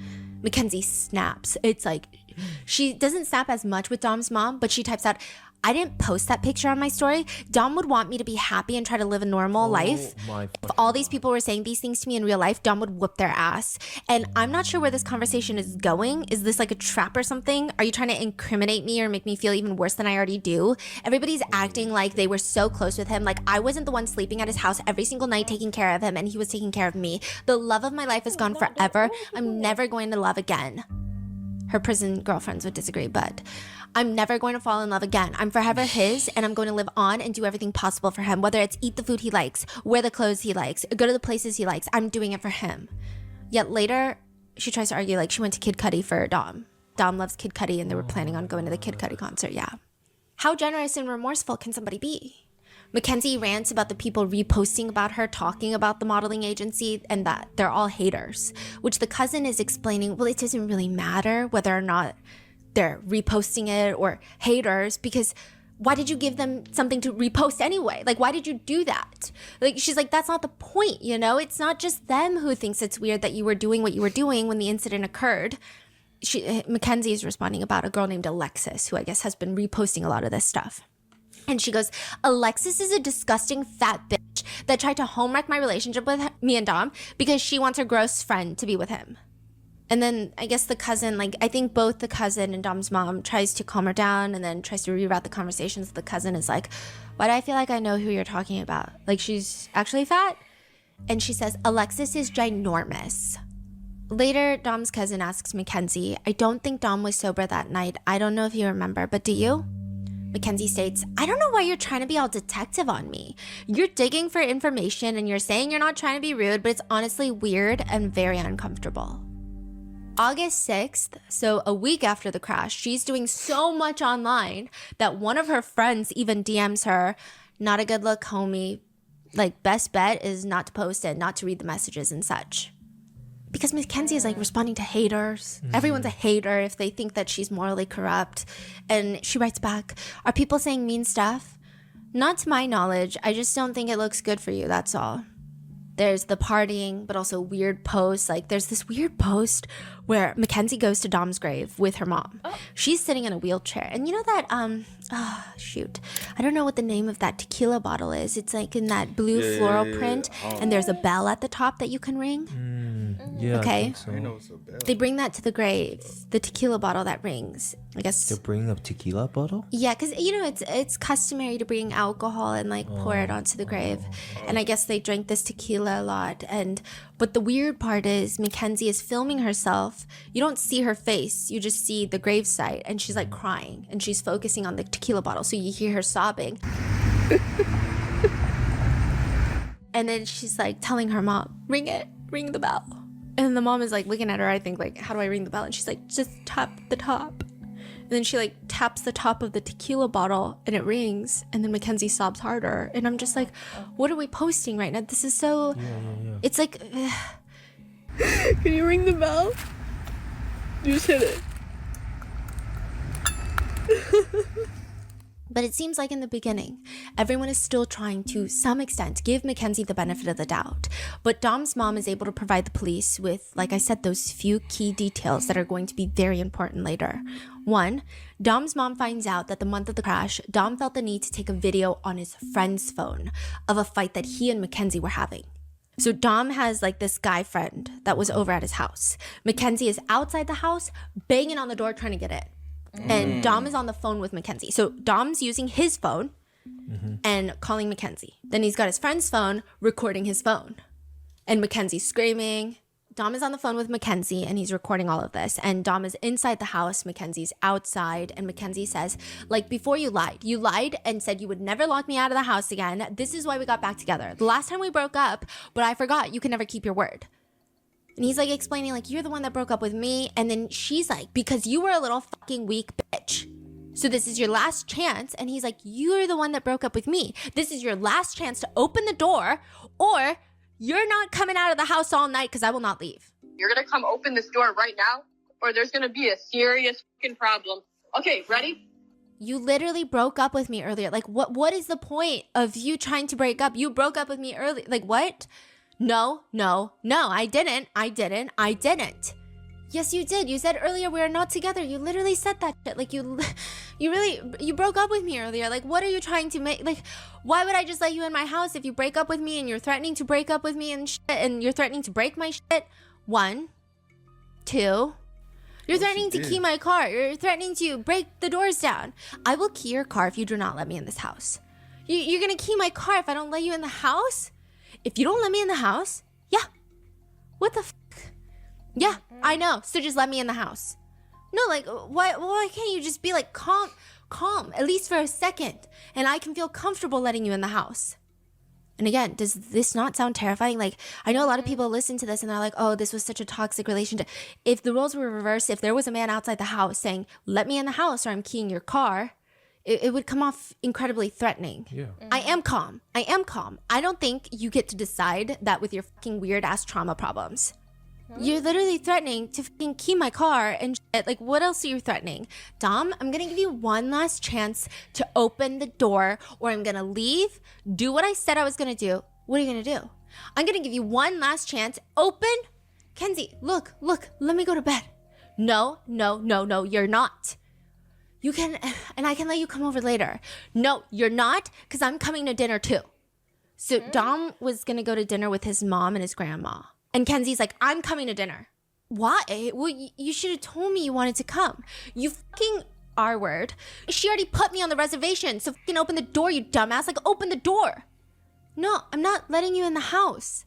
5, 4. Her is counting. Then another video clip begins. Mackenzie is still outside. Dom is inside the house, and Mackenzie is threatening Dom. Dom, if you do not open, like, you think I'm joking. Do you think I'm joking? Do you think I'm joking like I'm dead ass? What are you dead ass about? Okay, I'm gonna give you one last chance to open the door. Kenzie, I can't open the door. I can't sit here and fight. Like, I gotta go to dinner so I can see my grandparents. Like, I can't sit here and fight. You're not going to dinner if you don't open the door. I'm gonna let you know that right now. What is that? And then what? What will happen? What are you trying to say? I am telling you, I already told you what happens. You're not going to dinner. What do you mean? You know exactly what I mean. You don't need to know exactly what I mean. You're going to open this door right now, or there's going to be a serious fucking problem. I can't. No, like, you can't keep making all those threats. I can't open the door. And you can't kick me out of the place you say is my home. Kenzie, I didn't kick you out. You took all your shit and dipped. You said we were done. Like, I did not say we were done. Okay, ready? I'm going to count to 10. I'm going to count to 10. The door's gonna open, okay? Stop hiding behind the door like a little fucking bitch. Ready? 1, 2, 3. Mackenzie, I can't open the 4. Okay, I'm gonna break something then. What are you trying to break? Open the door. Stop being a little bitch and open the door. I can't let you in my house with how you're acting. It's like as simple as that. Like, there's no way. Like, there's no way I should. I'm just gonna... But you want me to say what's so crazy? In this manner, if he had opened the door, smacked the shit out of her ass, and then went back in the house, everybody, oh, you know what I'm saying? Like, everybody. Because I'm sure, if this is just the evidence we got, right, of the verbal abuse that she constantly keep doing and the threatening and all this, I'm sure she probably put her hands on him too. I'm sure. You know what I'm saying? And he's probably type of like, Mackenzie, chill. And she probably, pow. He like, yo, chill. So, man. With how you're acting, it's like as simple as that. Like, there's no way. Like, there's no way I should. I'm just going to break the handle off. Fucking break the lock? Like, you're going to break into my house? Yes, I will. I will break into your house. You're right. I will break into it. It's not your house. It's my house. It is. Dom, now open the door. You have 30 seconds left on this phone call to open the door or we are done. She starts banging on the door and you can hear it on the video. Open the door right now. Dumb, if you don't open the door, I'm keying your car. Why the fuck would you key? Are you serious? Okay, you have 30 seconds or I'm gonna do it. She starts banging on the door. There's cracking, there's banging noises. Well, I just broke your fucking key thing, so that sucks. What key thing? I don't know. You're gonna have to open the door to see it because that's where it's fucked up from the outside, you fucking dick. Now open the door. No, no, you're breaking shit and stuff. Like, you're not coming into my house. Dom, I will break shit. I will break shit. Do I have to call the police? Why would you call the police? Do I have to call the police? Are you not gonna let me into my house? This is not your house. All right, Kenzie, I'm calling your mom. I'm calling my mom. No, you're not. Yes, I am. No, you're not. Then we are done. If you do not let me in this house that I sleep in every night, then we are done. Prosecutors think this whole video is very interesting because, again, it does show the threatening behavior of Mackenzie, but also, why is Dom filming this video? He took his friend's phone to record it, and he's talking to Mackenzie on his phone. What would compel him to make this video to begin with, unless he feels like he needs to document this? But for what reason? There's another video that Mackenzie herself has recorded where she's in the car and she's recording Dom. She has his phone and his wallet and she's not letting him get it. So she's in the car with his stuff. And he's just like, give me my shit, dude. Give me my shit. Mackenzie just responds, yeah, we have problems. Why are you trying to torment me? We have problems. Because you're trying to torment me. We have problems, Dom. Put that shit in my window and see what goddamn happens. We have fucking problems. Give me my shit, dude. Give me my shit. Yeah, we have problems. Why are you trying to torment me? We have problems. Because you're trying to fucking torment me. We have problems. I think he was just trying to get in. Oh. One person interviewed by the police states, I heard that Mackenzie would say if Dom ever broke up with her, she would self-exit. And just 1 week before the crash, Dom calls his mom saying he and Mackenzie got into a fight. Mackenzie threatened to crash the car on the highway. Dom's mom was super sick at the time. Like, she was hospitalized. Like, it was really bad. She was going through a lot of health stuff. She calls a friend of hers named Chris. And she's like, Chris, you got to go save my son. Like, he's on the highway somewhere. Like, he's sending me his location. Mackenzie's like threatening to crash the car. You got to go get my son. You got to go get my son. So this guy's Chris. He gets in the car. Detectives also bring him in, right? And they ask him, when you were on the phone with Dom, because eventually Chris is calling Dom trying to coordinate where he is, can you clarify again what you heard Mackenzie say over the phone? She said she'll crash his car right now. They are driving? Or what's happening on the highway? They're driving. But they eventually pulled over. And then Dom got into Chris's car because Chris showed up. Mackenzie is driving. It seems that way. Now, there's different accounts of all these stories. Mm-hmm. Now, there is one account, Mackenzie tells Dom's mom, that's not what happened, right? Mackenzie is like, I was driving and Dom tried to yank the steering wheel and crash the car. Like, he just tried to kill me. Mackenzie's parents use her text message saying that this is what happened as evidence. But I mean, Chris is like a third party witness. I'm sure he's close friends with Dom's mom, but just like judging with everything that I've seen so far, no one that knows Dom says that he is capable of yanking someone's. In fact, a lot of people say, interestingly, Dom is like not a regular 20-year-old guy in the sense that he drives pretty safely. Like, he's not a reckless driver. Yeah. All of these things are useful to the police and they're completely relevant information. However, to really figure out what happened in that car, they need to know what happened that night. If Mackenzie's not going to tell them what happened in the car, maybe someone can tell them what happened right before they got in the car. Like someone at the gathering at Paul's house. Because remember, there's 7 people there. Paul, Nina, Rosie, Rosie's boyfriend, Bubba, Mackenzie, Dom, and Davion. Bubba and Davion are close. They play football together, so they've actually been close for a long time. Bubba's dating Rosie. So actually, Rosie, Bubba, and Davion have been close for years. And Rosie is really close friends with Paul. Mm-hmm. Nina is also really close with Rosie. Like, in fact, Nina and Rosie are going to be college dorm roommates. So they're all like a very tight-knit group. And then Mackenzie and Rosie have recently started hanging out in the past few months. And then Dom has just been kind of brought into the mix because Mackenzie doesn't like to go anywhere without him. Mm-hmm. And it seems like everybody likes Dom too. At some point, Davion had even lived at Bubba's house for a few months. So, you know, a lot of them have established friendships aside from Mackenzie and Dom thus far. And interestingly, you know, I think there were points where The police are trying to ask Paul, the owner, this is Paul's house that they were all at, what Mackenzie and Dom's relationship is like. And he just tells them, if you want to know anything about Mackenzie's relationship with Dom, you have to ask Rosie. Rosie's the one to talk to. The prosecutor says this about Rosie. Rosie would have been the most likely source of information on what was going on in Mackenzie's mind leading up to the crash. You have no idea how hard I tried to get Rosie Graham to talk to me, to cooperate with me. This is in the Netflix documentary. The prosecutor says, but it's good to hear that she talked to you guys. I'm fascinated to hear what she has to say. I remember he did say that. I watched the documentary up to a certain point, and then I stopped. And right before I think she started talking, and I watched some of it, and I just said, I was like, this bitch, something's not. Yeah.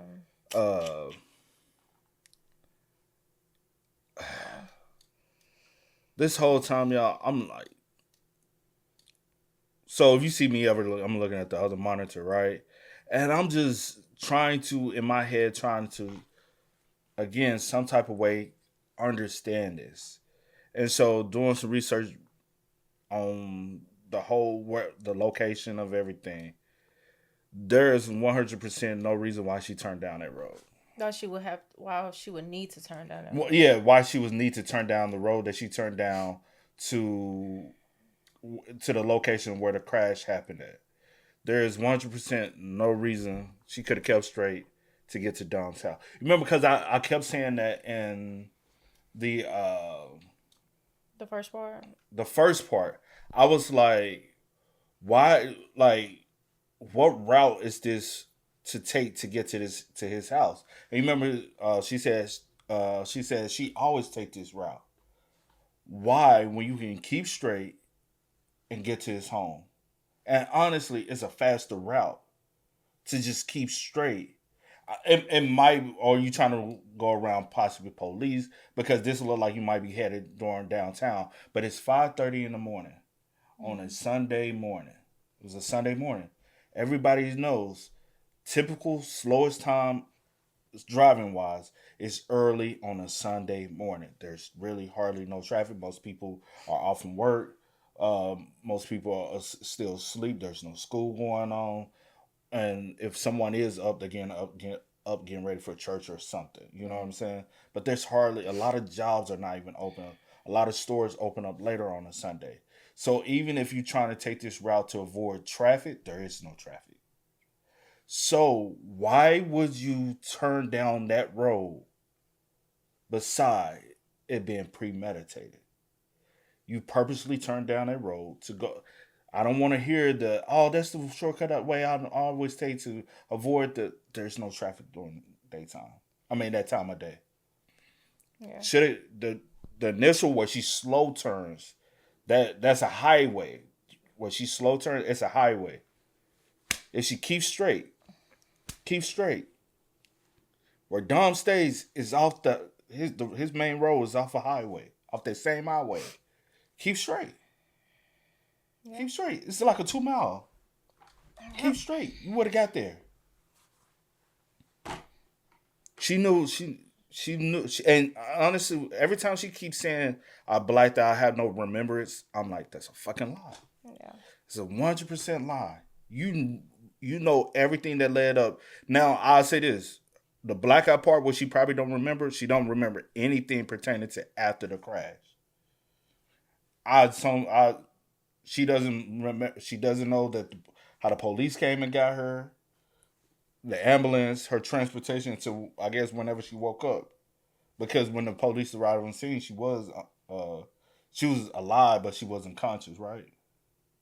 If I remember correctly. But you remember every action that happened when you turned down that road. You remember when you picked up speed. You remember whatever happened in that car up into the impact. I 100% believe you remember everything. You're trying to force yourself not to remember, but you still haven't remembered. I don't even think she's trying to force herself not to remember. I do feel like she does remember everything, and she's just lying to everyone. Yes. I think it's just flat out lying. Yes. Not that she's not trying to remember. True. Like I feel like when people like, hey, like, can you just tell me what happened? What I'd I feel like she probably plays everything in her head. And then turn around and lie. I'm like, oh, I can't remember anything. Yes. I blacked out. And everything goes like this. Oh, because of the trauma. Yes, trauma does. Yeah. Trauma does cause, memory loss. loss and things of that nature. But the trauma, I feel like, would have been more so after the fact. After you, what you said, kind of like maybe not remembering the cops pulling you out the car or the paramedics pulling you out the car and you on the way to the hospital. That part, possibly. You probably still remember that too. If you was alert. If you was alert. Because I don't even know for sure. That's why I say I can't really recall. Yeah. But I do wholeheartedly believe that she remembers everything. And for the few people that may feel like, oh, something, maybe a medical emergency, I mean, that's your opinion. I have my opinions. In my opinion, I feel like she remembers everything. And now, honestly, 100% looking at it, yeah, you can't tell me 100% she didn't turn down that road with premature thought causing an accident that she caused. I just really need to know this path. Mm-hmm. Do you agree? Like looking at the path. If the information I don't want to show the path because I don't want. Yeah, don't show the path. I don't want to reveal. If his, the information that location. you looked up is correct, because I can't verify that because I wasn't. If all that is correct, then no, there would have been no reason for her to need to turn on that road. What you trying to say? Verify, like I said, I can't verify the information you looked up to make sure that is the correct location as far as the homes and stuff like that. But I use your site. Oh well, then yeah, it should be accurate then. But yes, there should be no reason why she would have needed to turn on that because, like you said, looking at the path, it would be quicker. It would have been quicker for her to just continue to go straight. Yeah. I really do need to know what happened. In like, I don't think we will ever know. Not. I'm saying like, well, I don't think we ever know either. What I'm trying to say, but I'm saying did an argument happen? Like so. You go from being asleep one moment to getting up at 5 a.m, and then getting in a car, and then you know what? Was she trying to get lit for her her possible final day? Okay. That goes into another premeditation. Okay, babe. Like, hey, I'm trying to have fun, have the most fun. I don't know. Also, get him, because I already got this in my mind that I'm gonna do. I really want to know, like, her thought process. Because the way she turned down on that road, she slow turn. Like, just relax. And then, and again, turning down that road does not make sense when you can just keep straight and get to the location faster.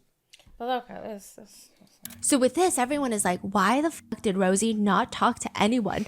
And then she's just doing a documentary? Like, you're not talking to the police, you're not talking to the prosecutor, and then you do a documentary? Rosie says to Netflix, the police called to set up an interview, and I was like, I'm not doing it. People always say the police will try to say crazy things, especially if you're alone and you're a teenager. It doesn't seem like we're trying to figure out what happened in the accident. It seems like we're trying to track down the next big drug dealer. Huh? You think Rosie possibly did the interview for personal gain? Yes, because even with that, you remember the text messages, even with because I'm going back to that, like, oh, we're gonna be famous, da da da da da da. I feel like she has that same. I feel like she has that same mindset too, of just wanting to. Because people who might not know, Rosie is a social media influencer. She's big on YouTube. When I say big, she's big on YouTube. On YouTube? Oh, yes, I've never looked she up has her YouTube. over 1 million. Oh, I've never looked up her YouTube or any of her social media.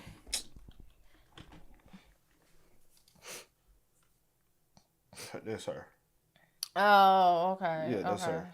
Which this don't look like this, but you know what I'm saying. But yeah, right. But she's big on YouTube. I guess big on TikTok, I think too. Yeah. Yes, to answer your question, I do feel like it's more so what you say for self gain of like, oh, getting my face out there more, getting my name out there more, like, oh, I'm here supporting my friend, but I do feel like it's also being selfish. Like, it's for you as well. I feel like, in my opinion, a selfish individual, you just, because y'all keep throwing this, like, I'm going to be famous, I'm going to be known, I'm going to be whatever, because it's all about y'all so self-centered. So, yeah, you didn't really want to help the detectives or whatever the officers are really like trying to figure out like what possible, because you was What there. happened? Y'all were the last to see them. Mm-hmm.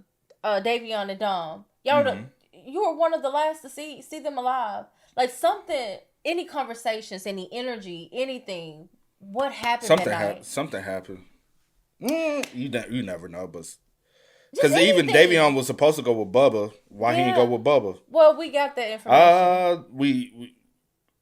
We don't know. Well, we don't really know even 100% of the truth because it could have been like Davion. Like I'm gonna go with Dominic to make sure everything goes smooth with them. He could have been like, hey, I just we don't really know for sure. Be a peacemaker because he's such a good guy. Yeah, he could have been. I'm gonna be a peacemaker, try to make sure they cool. Yeah, we don't know for sure because we are getting this information from the same sources that you're trying to. People who would want to spend to benefit somebody. You know what I'm saying?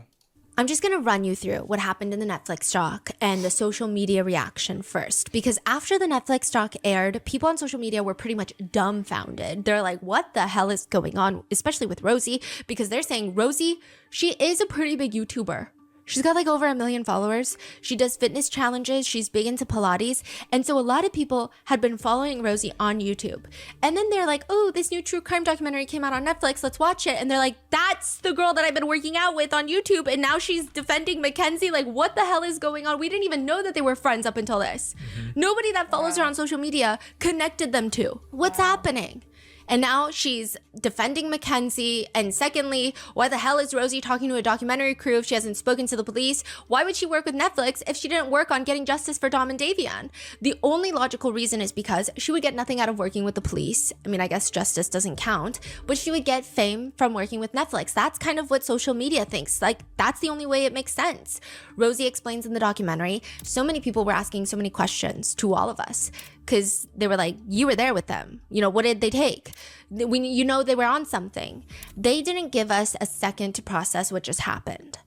She says, in high school is when I met Kenzie. We started commenting on each other's Instagrams before we even talked to each other in person. We would like comment DM back and forth or Snapchat. She says, Kenzie would make cute little TikTok videos of her trying on outfits. She would come to school with a purse instead of a bag, which I thought was really cute. I got along with her well. I'm like, you're cute. She's like, you're cute. And I'm like, we get along so well. When I met her, I had 200,000 on YouTube and TikTok, and she had like a few thousand followers. She always wanted to be a model like me, so me and Kenzie would hang out and just go do photo shoots. Rosie says about that night, I was just texting her to bring over some weed for the night. We were also talking about doing the mushrooms, which is why they brought them and they had them in the car with them. First of all, it wasn't a party at all, because in my opinion and everybody that was there, we call that a sleepover. And that was just like a friend's sleepover that we would normally do. I brought like a coloring book and like colored pencils. We were watching YouTube videos. We were having deep conversations and just sitting around. And we were also talking about doing the mushrooms. And then by the time they got over there, it was like 12 a.m. And we're all like, it's too late. Producers asked, so no mushrooms. Yeah, we were all just kind of like, it's really late. And we had like weed to smoke, so we just smoked weed. Kenzie didn't even smoke that night. Rosie and Bubba say that Mackenzie that night. Come on now, we know she a junkie. You telling me everybody around it getting blowed, and she gonna be the one who said, oh, not tonight, when she was just asking someone, you want to do that? You want to take a trip? You want to do a trip? You want a trip? Whatever it was. You want a trip? You want a trip? You want a trip tonight? You want a trip? But now everybody at Paul House doing the minimum. Oh, we all are but she doing the wasn't. minimum. She was the only one. But she was sober. She didn't. Rosie. But okay. And she always blowing. They always, and she rolling them fat joints. It ain't no little. She ain't smoking a little, you know what I'm saying? Yeah. She's smoking them cigar-sized blunts. Are you telling me she ain't get lit that night? Come on. She was on a smoke break because she was coughing up black mucus, bloody mucus. Rosie says, Kenzie was sleeping by like 3 a.m. All I remember is Dom just patting her head all night, cuddling up to her on the couch, and she was sleeping, and he was like caressing her hair. There was not one argument. There was not one moment of tension. There was not one bad vibe towards anybody. And then really early in the morning, around 5 a.m., Dom came into the kitchen, and I was like, are you guys leaving? Davion starts talking to Bubba because technically he was going to go home with Bubba because they were going to work on Bubba's truck. And Davion is like, apparently he knows how to work a car. According to Bubba, Davion gives him a hug and says, love you. And he responds, love you too. Bubba says, it was very weird. It was the first time we said we loved each other for a while. And Rosie tells Netflix, I didn't think she would get arrested for all of this. That's the last thing I'm thinking about. I'm thinking our friends are dead. How are we going to recover from this? I will say Rosie comes off entirely unlikable in the Netflix documentary. Obviously the things that were being said, but also the tone in a lot of the moments. And just like the whole, oh, Mackenzie would never eat a McChicken, which Rosie didn't say, the other girl said. Rosie does have a few viral clippable moments where she says things like she and Mackenzie wanted to be, got along because Kenzie wanted to be a model like Rosie. I think the internet took that and just ran to hell and back with it. I mean, criticism did very quickly turn into body shaming. There were weird theories popping up online on social media about whether or not Mackenzie left the gathering because she woke up and saw Rosie hitting on Dom, which ultimately is just an internet rumor that also harms Dom's family, and there's really no evidence backing that conspiracy. And because Rosie didn't cooperate with the police, but is cooperating with Netflix and seems supportive of Mackenzie, naturally the internet felt like she's covering something up. Which, side note, we did ask Rosie about a lot of the questions that the internet had. Like, why didn't you talk to the police? Why did you talk to Netflix? What happened that night? But more on that in a second. Right now, I'm just like running you through what happened in the doc and the internet reaction.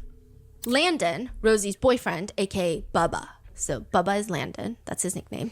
He's also in the Netflix doc, and he's Davion's close friend. He's probably the most notable in the documentary for saying, quote, you guys are acting like this is Jeffrey Dahmer or someone that's out there like calculating these murders and calculating these things. No, that's not who she was. He says about the Mackenzie and Dom's relationship. It was a high school relationship. There was going to be fights. There's going to be ups and downs. He says about that night to Netflix that there was no tension, no arguing, just nothing. He said, me, Dave, and Dom were watching a shark documentary, like stupid shit on the TV. A couple times we'd go out and smack the bong. Originally, according to police documents, Bubba was very avoidant when it came to answering questions about that night to the police. And all these peers were coming in reporting that people were being intimidated to not talk to the police. So Bubba's intimidated? Yeah, Bubba is like, oh, he's being hesitant to talk to the police. Yeah. And then Davion's other friends who have his Life 360 app, and they've been like running their own little investigation, which I will say, some of the stuff that they gathered, the police were like, we're like heading into kind of conspiracy territory. But some of the other stuff was largely useful, like the Life 360 data and all these other things. I can see how, sometimes they're going to come up with theories that don't end up panning out, but they were working hard to try to figure out what's going on. Yeah. So they're coming to the police and they're like, we think lots of people are being intimidated not to talk to you guys. Like that's the energy we're getting. Like we're hearing around the block that people are scared to talk to you guys. Even some of their parents are coming out, and one of the parents was like, it seems like people are scared of Mackenzie's friend group. Some people are scared of Mackenzie if they're talking to, like, it just seems, maybe it's more social pressure and not, hey, if you talk, something really bad is going to happen to you. But there's just like a lot of this intimidation, talks of, refusing to cooperate because people are being intimidated. Now, there's a recorded conversation between two law enforcement officials about Bubba. They get on the phone and they're talking about Bubba, and it's part of the case file.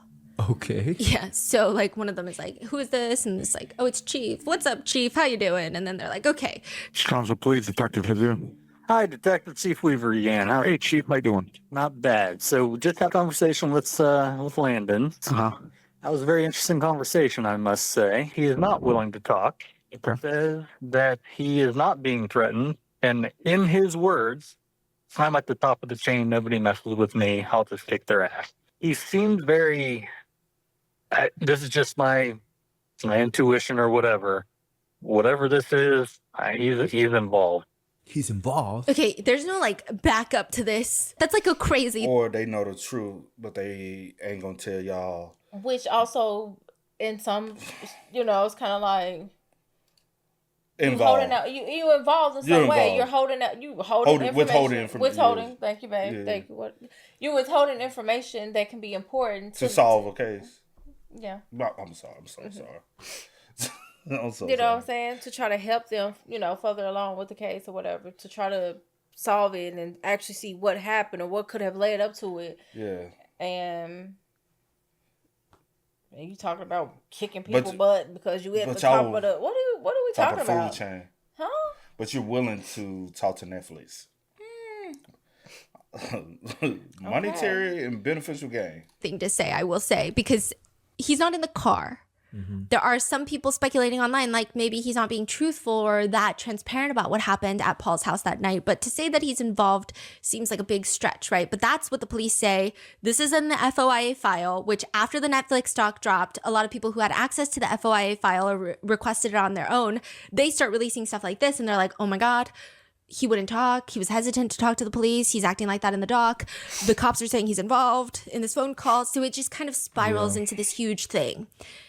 Now, Bubba does have an interview with the police that is also in the file, and he's asked, do you have any theories about the crash or what might have happened? The only thing that my gut and my intuition is telling me is that she passed out. That's my gut intuition. I mean, I don't know. This is not credible at all, but do you guys know what a pendulum is? It's like kind of like you hang a necklace and you let it swing to the words, kind of like a Ouija board, but without, I mean. They got to you already, Bubba. They got to you with that different, whatever gibberish, whatever shit they doing. They already got to you. All right. You know what I'm saying. You know what a pendulum is. Yeah. Yes. He's asking the cop? Yeah. No, Any other theories about the crash or what might have happened? The only thing that what my gut and my intuition is telling me is that she passed out. Like, that's my gut intuition. I mean, I don't know. This is not like credible at all. But you guys know what like a pendulum is. Mm-hmm. So I use like a pendulum board with a little crystal, and I got in my truck when I was down here by myself. I'm gonna try and talk to Davion with it, and so like tried talking to Davion. I asked him a bunch of personal questions, and it was crazy because he was actually spelling out like the words of like what I was looking for. So then I kept asking questions. I was like, do you think she passed out? I was asking questions about the crash, and he was just like, yes, I think she passed out. And I asked Dave, I was like, did you guys, like, on the pendulum board, I was like, did you guys even know that you guys were crashed? And he was like, no, like, he had no clue that they crashed. But obviously, again, that's not like a credible thing. Shut the fuck That up. is so like, you big, slow babe. That is, bro. How you gonna say Davion said he didn't know that they even crashed when they have proof evidence that he was literally on his phone while she was speeding? Bro, stop acting like people are slow, bro. Y'all are the slow ones, bro. Like, y'all gotta stop. Oh my goodness. Nobody in this situation is dumb besides all these people, bro. You know what I mean? What the And I can't even sit here and be like, oh, Bubba is such a. Davion was supposed to be your friend. Hold on. I'm gonna say this. How many people really say Bubba and Davion really friends? Reason why I'm saying that, Davion closest friends had his Life 360 on their phone. That's a close friend. I didn't say close friend. I just said. So now my judgment is how close of a friend was they really? Like for you to still be like sit up here, because my thing is still going back off what I'm saying. I can't. I don't have the information to know how close or who's saying what, but whatever. Since it's being stated that they were friends and they've been knowing each other for years. They've been knowing each other for years. They play football together. This, that, and the third. For you to sit up here and just like spew all of this stuff out and basically, be like, I don't see, Mackenzie being this person, or you basically taking up for, vouching for that there's no possible way that she could have like intentionally did this. Like, she had to have passed out. You should, like, if you are friends with Davion, if you really looked at him as a friend, you should want to do everything in your power to try and figure out what happened, so that so the family would know, because you care about him. But then also, I feel like your judgment is clouded because you date Rosie as well, and Rosie and Mackenzie friends, and you've been dating Rosie, and so it's kind of like, I'm gonna do whatever in the best interest of my girlfriend, and myself. Because I still feel like because that will be for himself as well. Making sure he keep his friend happy, because the friend, it's just, I mean, his girlfriend. You know what I'm trying to say. Yeah. Saying all this to the cop? Yes. And what's even crazier is Mackenzie was very much into the pendulum. I don't really see Bubba. He's like a football player, kind of jock vibes. He's not into that shit. He doesn't really strike me as the person that would be into pendulums. Mackenzie was trying to get everybody onto pendulums, it seems, after the crash. she got Dom's dad to get into pendulums to try and talk to Dom. Successfully doing it? Yeah, Is it so just out of grief and yeah, Dom's dad, and they're very transparent about this in the documentary. Dom's dad and older sister, they did not know as much. Dom's older sister is much, much older, and she has a child of her own. So, you know, naturally with that kind of age gap, and a 20-year-old guy is not going to tell his older sister everything going on in his life and relationship.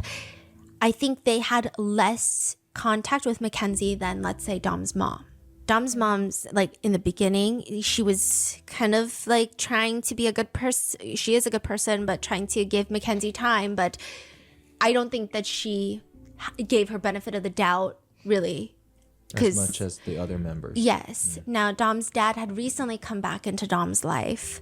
And so I think there was a different type of grief there. And maybe they felt like Mackenzie's been always around Dom, and they actually supported Mackenzie for a really long time until the prosecutors showed them the video of the crash, and they said it was like a missile. And that was the first time they ever saw it. And that is when they didn't stop supporting Mackenzie.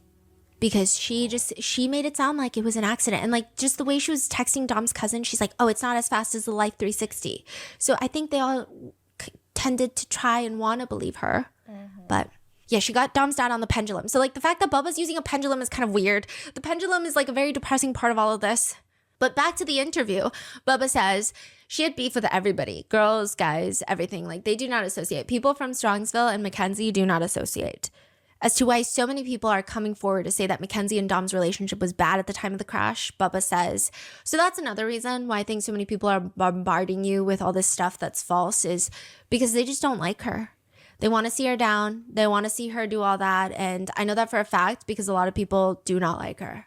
A lot of people, especially in Strongsville, do not like Kenzie. They just do not get along. Like, she's had beef with everybody, girls, guys, everything. Like, people from Strongsville and Kenzie do not associate. So that's another reason why I think so many people are bombarding you with all this stuff that's false, is because they just don't like her. They want to see her. They want to see her down. They want to see her do all that. He's also very specific about, there's this one guy, we're going to call him H. H gets labeled by Bubba as kind of like a hater in this, and saying that he's just spreading weird rumors and conspiracies about Mackenzie because he hates Mackenzie.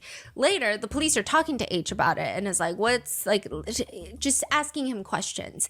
And this is how he phrases the story. So H is like, okay, Mackenzie sees a hater online and they're talking about the car crash. Mackenzie responds, that was my boyfriend of 4 years. I wasn't drunk, blah, blah, blah. Like just going on of like how much she loved her boyfriend. And H is friends with Davion. So he feels something. He's like kind of pissed off because it's like, yeah, you're saying you love Dom, but what about Davion, the other person you killed? So he responds to Mackenzie in this conversation that he wasn't really a part of. I think this is appropriate in his time of grief. He writes, Davion, ? Like, you're not even going to mention him, right? He says the intention is, quote, just asking about my friend. It's nothing like coming at her. I wasn't bullying. I was just kind of offended that she would bring up only her boyfriend when there were 2 people in the car that died. To which Mackenzie responds, obviously him too, but obviously Dom is affecting me more because this is my boyfriend of 4 years. And I've heard what you've been talking about and saying about me and Dom. Leave us and our family alone. You're a whole mess now. Goodbye. To which H responds, Dom was a good friend of mine. You know that yourself. Davion was one of my best friends. I wish nothing bad about you, and I wish you a fast recovery. Understand it was 2 counts of manslaughter, though. Life 360 was all the proof you needed because it was all the proof we needed. But he tells the police that he couldn't even send the message because she already blocked him. And instead, Rosie reaches out to him, eventually messaging him, that is disgusting to say to a girl that can't move in a hospital bed, telling me how fucking depressed she is. Hope Mackenzie doesn't kill herself. That's my next concern. We already lost 2 people, 3 basically, and she knows she fucked up. You aren't involved, and you do not need to sit here and rub it in her face. Do you understand mental health? There's an additional report in the FOIA that states that Bubba had changed his story with what he was telling their friends. This is like a friend saying this. So this is, I was trying to like verify all of these things, but it's like friends are saying a bunch of other things. And it's just, there are times where friends will say something and it's been disproven. Friends will come in, say something, and it seems like a good track for the investigation. It's just a lot. Now it's reported to the police, quote, at first he was against Kenzie. But this is just a random friend. Yes, but the girl that he's dating Bubba's dating, Rosie, is one of Kenzie's better friends. I wouldn't say best friends because I don't really know her friend group, but I know Rosie was with her a lot and at Dom's house. Then his stories just kind of started switching up. And he's talking about Bubba.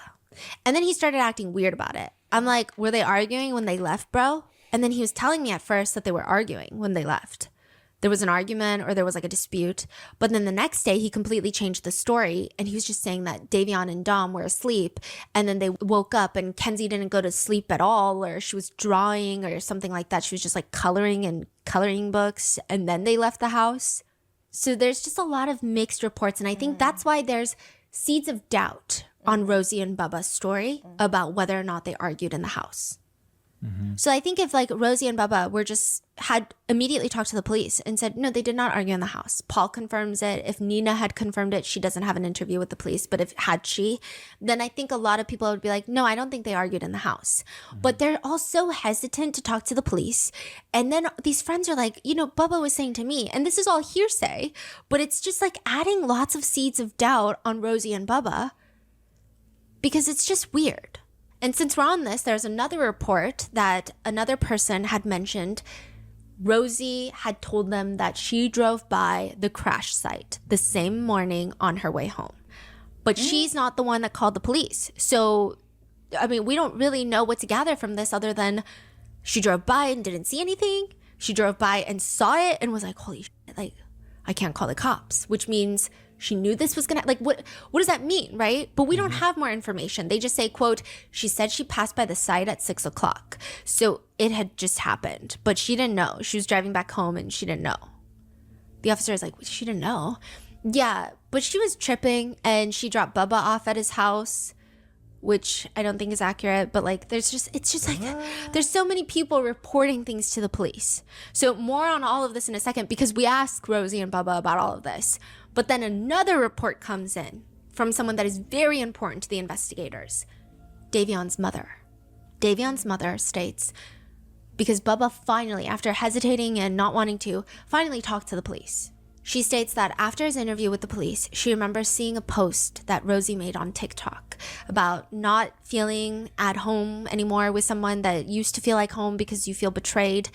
And Davion's mom is like, I think it's because Bubba talked to the police. I think it's because her boyfriend talked to the police and Rosie is upset because Rosie she hasn't talked to the police. And another thing Davion's parents mention is they say that they knew that Bubba was not cooperating originally.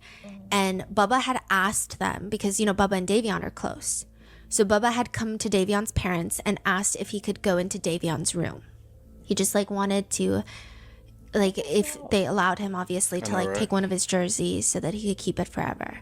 And they let him.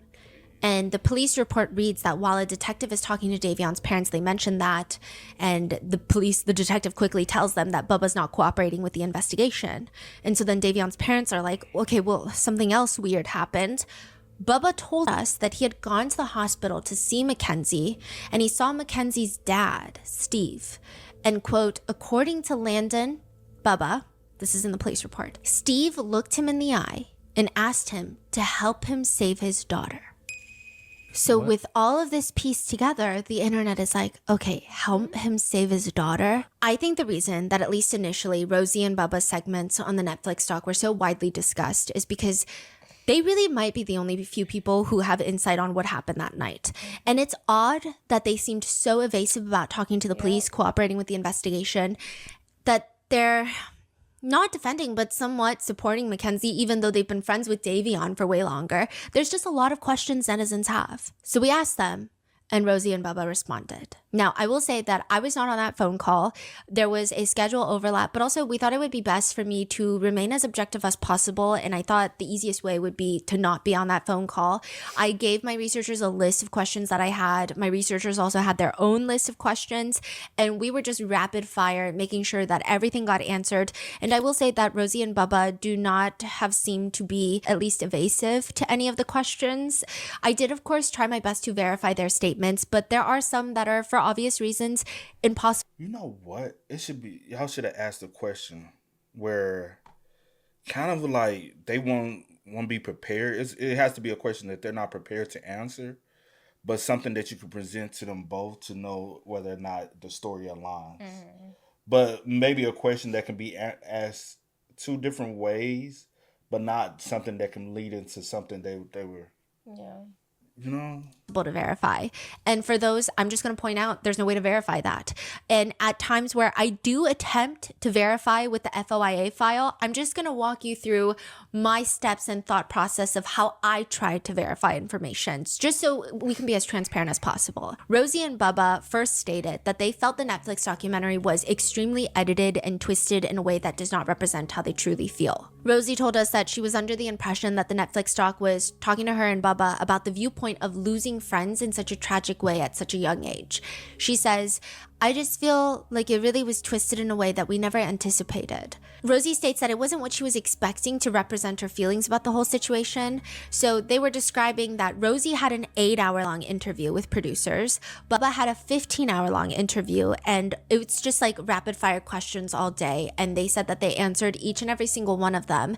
And when they saw the final documentary, they even thought the original documentary was going to be a 3-part docuseries, but it got cut down to just 1.5 hours. Rosie states she felt like they just took out a lot of things for simplicity's sake. They never got an early viewing of the documentary either, and when it did release, Rosie and Bubba stayed up till like 3 a.m. to watch it, and they state that they were taken aback by how much was cut out. For like 8 hours, 15 hours, they say like it's only like 15 minutes make it in. And they thought that it was not a good representation of their interviews, is what they state to us. Rosie shares her grievances with the way the documentary cut her parts, stating that she felt a lot of trust with the production team. She says they did Don't Fuck with Cats, which is honestly great. We think it's a great film. Everybody loves that. We just watched it a while ago. So they had a lot of reputable films. I thought they would take our story responsibly, and they were always super nice every time we communicated with them. And we really poured our hearts out, and they came into our house like multiple times. They felt it was just not accurate of how they feel. So how do they feel? The biggest question that we had for Rosie, other than what happened that night, was why would you not talk to the police, but you want to talk to Netflix? That also seemed to be the biggest point of contention on the internet when it comes to Rosie. I did see through the police file, throughout the police report, there are multiple mentions in the detective's incident report that he has reached out to Rosie and she has declined to speak with him. He's like reaching out multiple days. This is a major, completely understandable point that's being made online. I too am of the belief of like, how can you really grieve the loss of 2 friends, but you did everything you could to avoid helping the investigators figure out the truth of what happened that night? It doesn't make sense. It does give cover-up vibes, understandably. So we asked, why did she not talk to the investigators?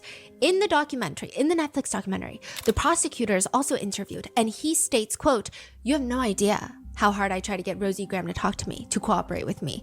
But it's good to hear that she talked to you guys. I'm fascinated to hear what she has to say." So we asked Rosie, and she states she did talk to the prosecutor. Really? Yeah, she says, quote, "I did speak with the prosecutor, and I don't really know what got lost in communication with them." What? She later mentions that she had 2 phone calls with the prosecutor. Let me hear what she got to say. Hold on. Let me say this. Stephanie, if you let her run around you with that shit, come on. If she spoke with the prosecutor, it would have had to be on record, which will be in the records that you was able to achieve. Mm-hmm. You got, if you subpoena for the records, they gave you every bit of evidence that they was able to obtain. Which I'm pretty sure she noticed, but she just replaying. Yeah. What girl said. I'm not like, and again, they try to act like so many people are dumb. Nobody has a lower IQ than you and Bubba. Come on now, his name Bubba. Prosecutors. One was an hour long, the other one was 30 minutes long, and that she has the phone record to prove these calls happened. Okay, sure. Now, here's what I did to verify this statement. Like I said, there are multiple mentions in the detective report of trying to get Rosie to come in for an interview. There is no mention that she ever did. However, Rosie does state that she talked to the prosecutor, not the detective. So in the detective's report, he's like, Rosie won't talk to me, Rosie won't talk to me.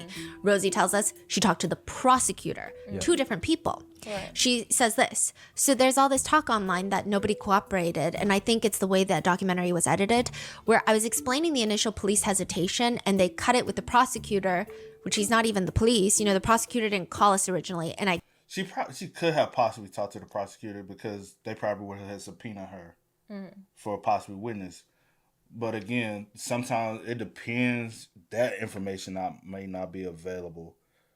But you see how people try to word things?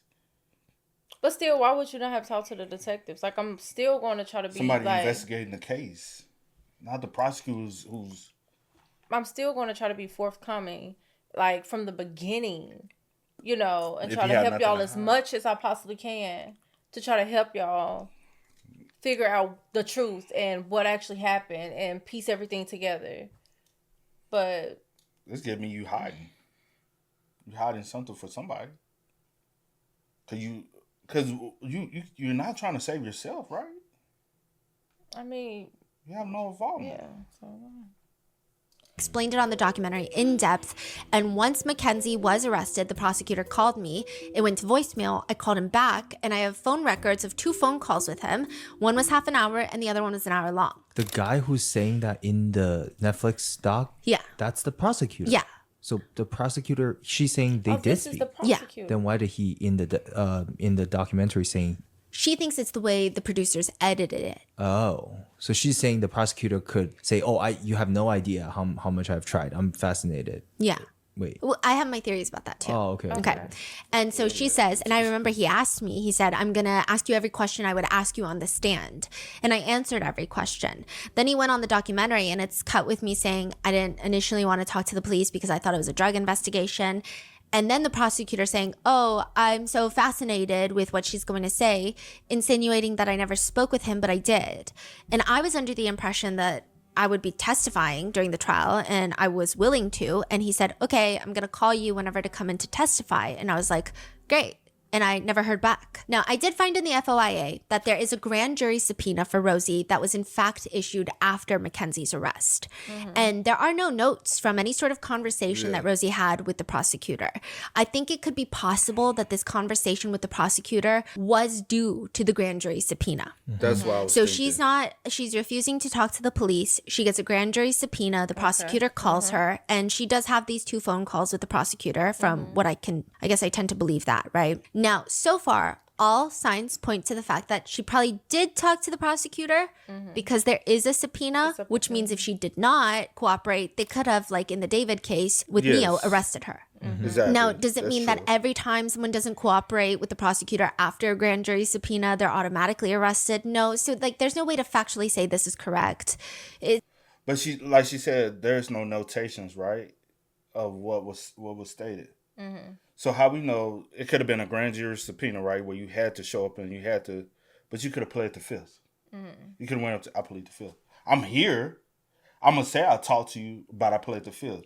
And then on that end, what the prosecutors kind of stated was she never told me anything. She wasn't willing to talk to me. Will be true. So basically, it's 2 truths. You could have just played the 5th and refused to talk. So what he's saying could be still true. Subpoena, they're automatically arrested. No. So, like, there's no way to factually say this is correct. It doesn't happen all the time. It's just like you could get arrested if you don't cooperate. But she states that it was after Mackenzie's arrest and the grand jury subpoena was issued after Mackenzie's arrest. I see. Okay. So the timeline adds up. Yes. So it seems like from end of July to November, she doesn't talk to any detective. And then after the grand jury subpoena, it seems like that is when she talks to the prosecutor on these 2 phone calls. So if that's the case, that means Rosie did in fact talk to prosecutors, but it was after being subpoenaed and it was after Mackenzie's arrest. It's kind of what I feel like I can piece together through the FOIA. Right? Now, the prosecutor states to Netflix, you have no idea how hard I tried to get Rosie Graham to talk to me, which, I mean, it insinuates that Rosie Graham didn't talk, but also it doesn't because he's just saying like I had to work on this a lot, right? I tried really hard. You have no idea how hard I tried. How hard? And then it cuts with him saying to cooperate with me. So you have no idea how hard I tried to get Rosie Graham to talk to me, to cooperate with me. But it's good to hear that she talked to you guys. I'm fascinated to hear what she has to say. He says to talk to me, to cooperate with me. It could be possible that Rosie did talk to the prosecutor, but maybe he said that because she might not have cooperated in the way that he was anticipating. Okay. Like the fact that he's saying I'm fascinated to hear what she has to say, like maybe there's an insinuation of we did grand jury subpoena her, but maybe they got nothing out of that phone call. Maybe those 2 phone calls, there was nothing that they felt was. So why didn't she talk to the police and them in the initial 3-4 months? Yeah, Oh, there's a whole thing. We asked them about that too. Okay. So I do want to note that if there was, I mean, these phone calls, it's really hard to verify if they did occur in the sense of, or like even the substance of the phone calls, because if it were to happen after a grand jury subpoena, a lot of things that are pertaining to grand juries are sealed typically. So it's just like yeah. But the wording there is very interesting. How hard he tried to get Rosie Graham to talk to him, to cooperate with him. I'm fascinated to hear what she has to say. Another interesting point is Rosie mentioned to our researchers, quote, and he said, okay, I'm going to call you whenever to come testify. And I was like, great. And I never heard back, which could indicate that the prosecutors felt like she was unhelpful to the prosecution's case. Yeah. And these are all me just like tinfoil hatting this and coming up with my own opinions. I still want to note, even if this were true in a hypothetical parallel universe, even if Rosie wasn't helpful to the prosecution's case, that doesn't mean anything. That doesn't mean that she wasn't cooperating to the best of her abilities. It just means it wasn't useful. Yeah. I just tried to verify whatever statement I could with whatever relevant information I could find that is verified through the FOIA. But I want to state conclusively, I can't really prove anything to anyone. Like, I'm just trying to verify people's statements. And this is how my thought process worked. This is how we ended up. As for why Rosie and Bubba were so hesitant to talk to the authorities, because Rosie never talked to the detective. Bubba took just like a long time, like almost, I think he talked to them near October, if I'm not mistaken. So it's just like weeks of the detectives hounding him to sit down for the investigators. They said that they had a very strong reason for why, and they state that it's not to help Mackenzie.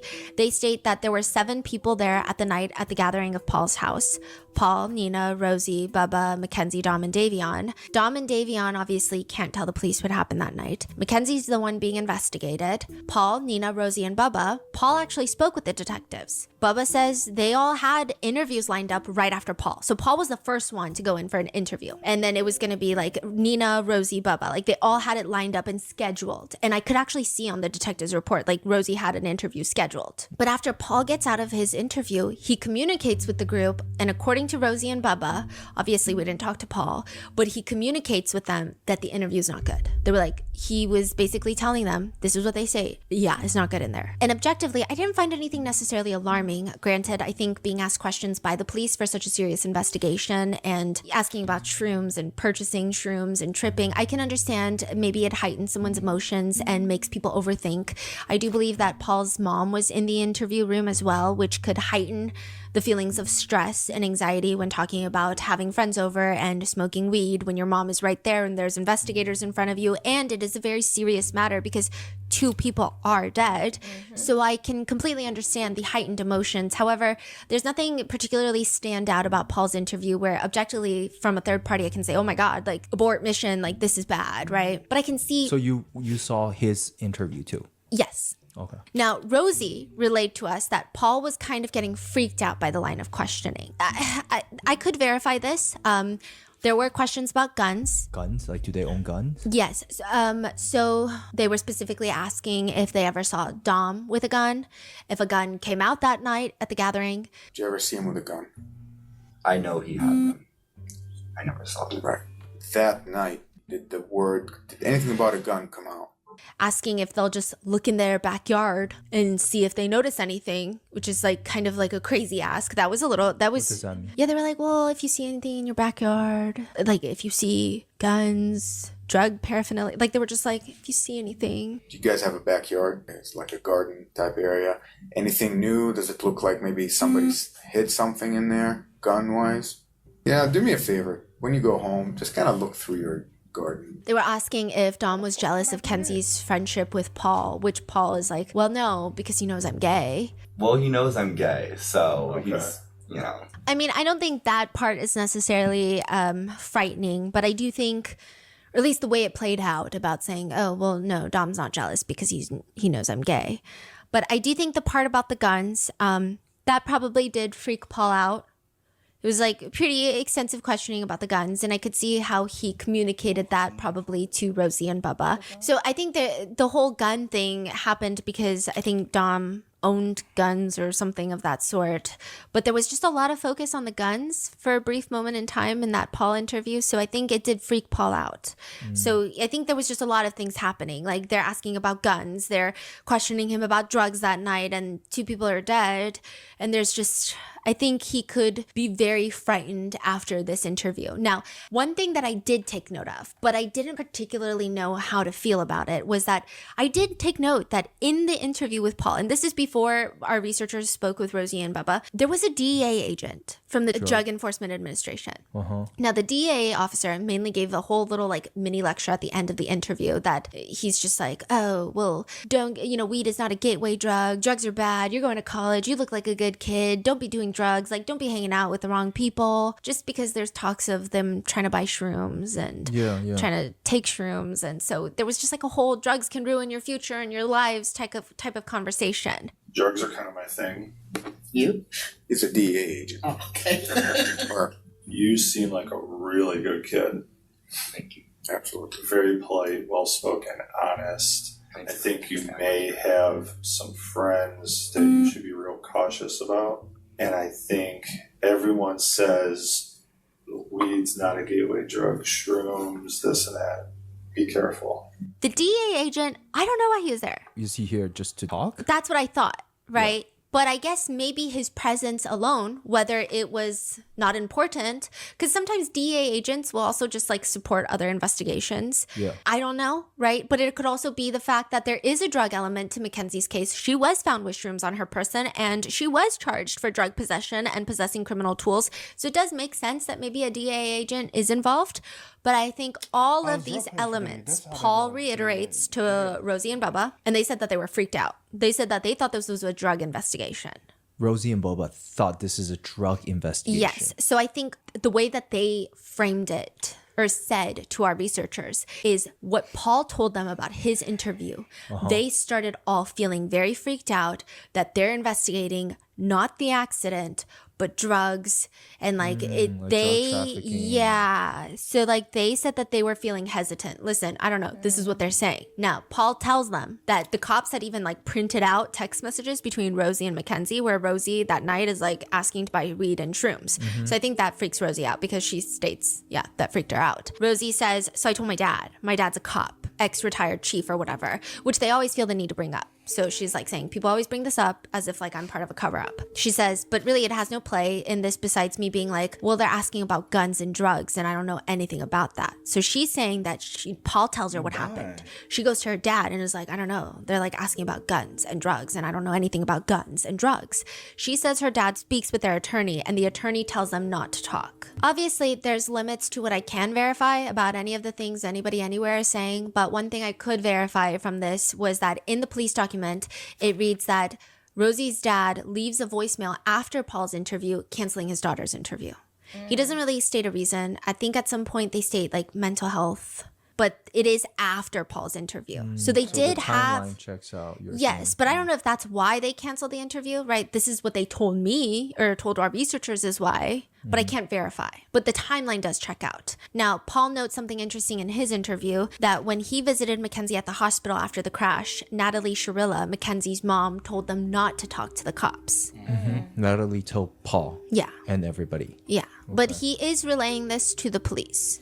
Okay. Right. So I think that's, I don't know. Right. So I guess people can interpret that in multiple different ways.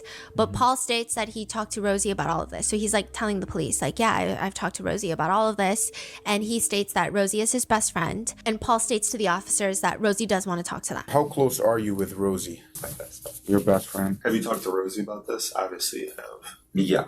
What's Rosie's take on it? Did Rosie tell you not to talk to us? No, Rosie wants to talk to you guys. He stuttered. Okay. So like in his interview, before he gets freaked out, like he's mentioning, oh yeah, like Rosie's my best friend. Yeah, she wants to talk to you guys because he knows that she has an interview lined up. Yeah. I see. Right. But after Paul's interview, everything changed. Yes. Yeah. Okay. So Rosie and Bubba state that they start hearing from others that this is a drug investigation, that since Mackenzie was technically going to bring them shrooms, whether it be through Dom or someone else, right, that there's like a sale of drugs that is going to happen, obviously evidenced by the text messages between Rosie and Mackenzie. They state made it seem like they were trying to like crack down a whole network of people who were purchasing. So that's why they were hesitant to talk to the police, is what they told our researchers. Rosie says in the Netflix documentary, that's what she said about the drug investigation. Yes. So our researchers were asking like, but that's like really weird because it was just like you sounded really out of left field in the Netflix talk, being like, they're not looking into the accident, they're looking into the next drug dealer. It was just like very strong of an opinion. Oh, so that's what she meant. Rosie says, yeah, basically, yeah. She says that there was a lot more context to that. She told our researchers, quote, when we were filming, they sat me down and asked me in my 8-hour-long interview, one of the questions was, so what was Dom's job? And I kind of looked at them kind of weird because they know what his job was, and I was like, I don't want to say that on camera for everybody, for the whole world. And they literally said to me, oh, the viewers are already going to know in the audience, like they're going to know that he was sometimes, maybe, perhaps, allegedly, you know. Yeah. Like, I don't even want to say drug dealer, I mean, I guess legally, I don't know, right? But it seems like you're like, right. So yeah. Okay. So she says that is what accounts for why my response got simplified down. It seems like they were trying to find the next big drug dealer. So she's saying she was under the impression the Netflix doc would include lots of this. So it didn't look like they were trying to investigate the accident. It looked like they were trying to find the next big drug dealer. She thought there would be a lot of context. Right. But instead, there was kind of none. It was out of context. I do want to clarify something. I think whatever Dom was doing is completely irrelevant to this entire case. It played no role in the crash. It played no role in the fact that his life was taken at 20 years old.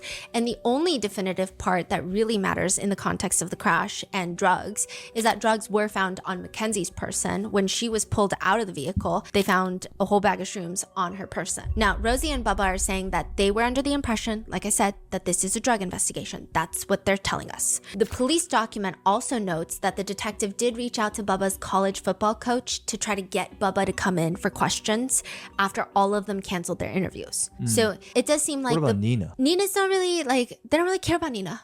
She didn't do the interview? No, yeah. Oh, what? That's weird. She was there. She was, but I think she like barely knew. So I think Nina is Rosie's friend. Rosie and Mackenzie were the connection, and then Davion and Bubba were the connection. Now, Bubba says, the Netflix documentary, I think that from their original idea, the documentary involved too much, I guess, the drug talk in a sense, and I could see it respectfully why the families wouldn't want that out there, but I guess that was their initial direction with this case, or with this documentary. And then somewhere down the line, edit changes had to be made or whatnot, and it went a completely different direction. So Bubba is saying, like, he agrees with Rosie that he was under the impression that this Netflix documentary was going to talk extensively about drugs, the drug investigation, the alleged drug investigation, and all these things. Oh, so in the doc, it wasn't talked about? Barely. Just like they were gonna maybe trip. So everything you just said was not discussed? Yeah. So they share other stories of why they thought it was a drug investigation. And again, you either believe them or you don't. It's entirely up to you. I actually have no stance on this matter, as I do think it's still kind of irrelevant to the crash itself. But because the internet has been wanting to know why they didn't talk to the police, I guess this is their reasoning, so they state. Bubba says that the police were coming to his college to essentially ask about drugs. Again, furthering his belief, he states that the police were not interested about the night in question, that they were not interested in the car crash, that they were interested in figuring out some sort of nefarious drug network that it doesn't really exist. So he says, quote, after practice, it's the 7th game of the season. They called me up to the coach's office, which is at the top of the Don Drum Stadium. I go up there and they're like, so we've been getting reports. The dean of the college is getting reports that you're involved in a drug trafficking case back at home. And that if you become a suspect and not a victim, we couldn't have that image on the team. Bubba says, I was flabbergasted from that. I was like, drug trafficking? I'm like, what the hell is going on? Because even at this point, anytime the police reached out to me, they would come to my dorm and it was never about drugs. It was always about like, are you being intimidated not to talk to us? Is someone intimidating you not to talk to us about that night? Again, this is one of those things where I could not verify. But if the school is telling him drug trafficking case involving you, they must gotten that from someone, from the police, right? Yes, but I can't verify that the school did say that to him. The only thing that I could verify is that the detective did reach out to his football coach. Let's say if that is true, then what does that mean then? That means potentially there could be investigating for something more? I think it could have been a dual investigation. I think they could have been running a homicide investigation, and then the DEA agent is in the line of questioning for a lot of these interviews because he could also be running his own investigation into maybe like a high school network of transfer of weed and illicit substances. So I could not verify that conversation, but like I said, I do know that there is mention in police reports that the detectives were reaching out to Bubba's football coach, and it seemed like they were repeatedly going to Bubba's college, and that is kind of noted. It did seem like they were trying to apply pressure to get him to talk, which isn't necessarily always a bad thing on the police's part, but that's just what I could verify. And as for the two officers talking about how Bubba told them, who's gonna intimidate me? I'm big dog, right? That wasn't one of our questions, actually. Like that was not one of my questions. That was not one of our researchers' questions, but it did come up naturally. And Bubba states, I simply told him like I wasn't being intimidated. And he's like, I'm like, no, bro, I'm like 6'2". Like I'm not gonna be intimidated. No one's threatening me like to not talk to the police. I think I said something along the lines of like, I'm big dog at home. Like he says it wasn't meant in any way. It was more of just like, I'm the second biggest kid in our high school. The first one just went to the Detroit Lions this year in the draft. I was the second biggest in the school after him. So he was explaining to our researchers, like when he said I'm big dog, he wasn't trying to be like, I'm top dog, I'm the shit. Like no one messes with me. He was like, it seemed more like he was trying to say like, he's like, I'm just a big I'm like dude. We all know how he meant. You are not finna. I'm big dog on campus. Somebody doesn't pertain to. Oh, I'm the second biggest, and no. I mean, I'm big dog, and I ain't worried about a single soul because ain't nobody gonna been there, done that with a lot. Come on, you know what he meant by that, right? I mean, I know what he said. You're not finna keep playing with me in my face like that, but bro. also, again, it's stuff that we can't verify exactly what you meant. Because you said what you said, or they interpreted whatever, and then now you saying, well, I didn't mean it like that, whatever the case. Regardless of the fact. Like, we all know what a big dog on campus mean. We all know what that means. But I guess regardless of the fact, if you say, the most important thing, regardless of that, is that you felt like you wasn't being intimidated. So it's still Why like... would you have to? So it's still kind of like... What do you do on campus? That's all I'm saying. Why you feel like you can't be bothered? You said you're 6'2". That you're not that big of a dude. I'm 6'2". I'm the second biggest dude in school.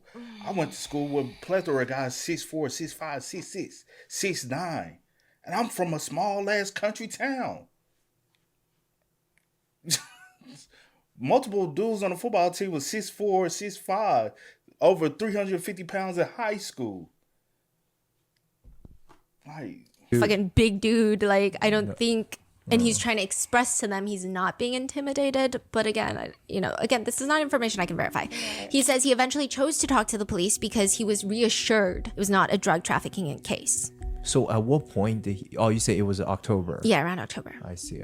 So the line of questioning would be about the crash. So that's when he goes in and he sits with the interview or the police. Now, regardless, Rosie and Bubba state that they both spoke with the authorities. Rosie with the prosecutor, Bubba with the detective. And they state that their whole hesitancy came from the fact, not because they were trying to help Mackenzie, not because they were trying to cover up anything from that night, but because they state they believe that the police were investigating drug trafficking. Yeah, and Rosie states that she even received a phone call from a DEA agent after Mackenzie's arrest stating, I heard you're involved in a drug investigation from 2022. I couldn't verify that, obviously, and since we had Rosie and Bubba on the line, we just wanted to ask them all the questions that kept circulating on TikTok. I'm just going to tell you pretty much verbatim what they said. I'm going to try to take out as much of the rambling for clarity's sake. These were their responses. And of course, they are going to advocate for themselves. So we did try to fact check as much as we could through the police reports. But like I said, when it's unverifiable, I'm just going to state that outright. About their friendship dynamic, they state that they have been hanging out with Davion for years, since Bubba and Davion played high school football together. As for Mackenzie, Rosie just started hanging out with her and Dom. Quote, just a few months prior to the accident, we just randomly started hanging out every day, back to back. Next day, she would call me, like, what are you gonna do? What are you gonna do? And what are we gonna do? And so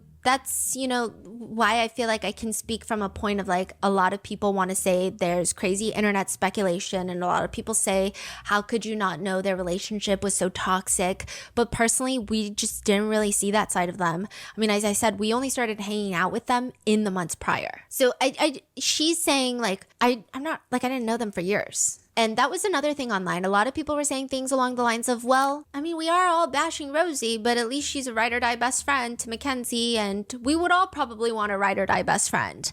Rosie states that she actually is just like a recent friend with Mackenzie. She states that while they did hang out every day for a few months because they had gotten to know each other a few months before the crash, she states it's not like they're best friends. She states that she already has her best friends. She has her really close friend group, and Mackenzie is new to the friend group. She states that she does not feel the need to cover up for her or anything. Rosie states that it just wouldn't make sense for her to lie and stand by Mackenzie because they're not really best friends like that. Rosie states it seems like the internet is all accusing her of covering up for Mackenzie, but she states that she doesn't have a reason to cover up for Mackenzie because they're not even best friends. Now, in the FOIA file, I mean, I tried my best to verify.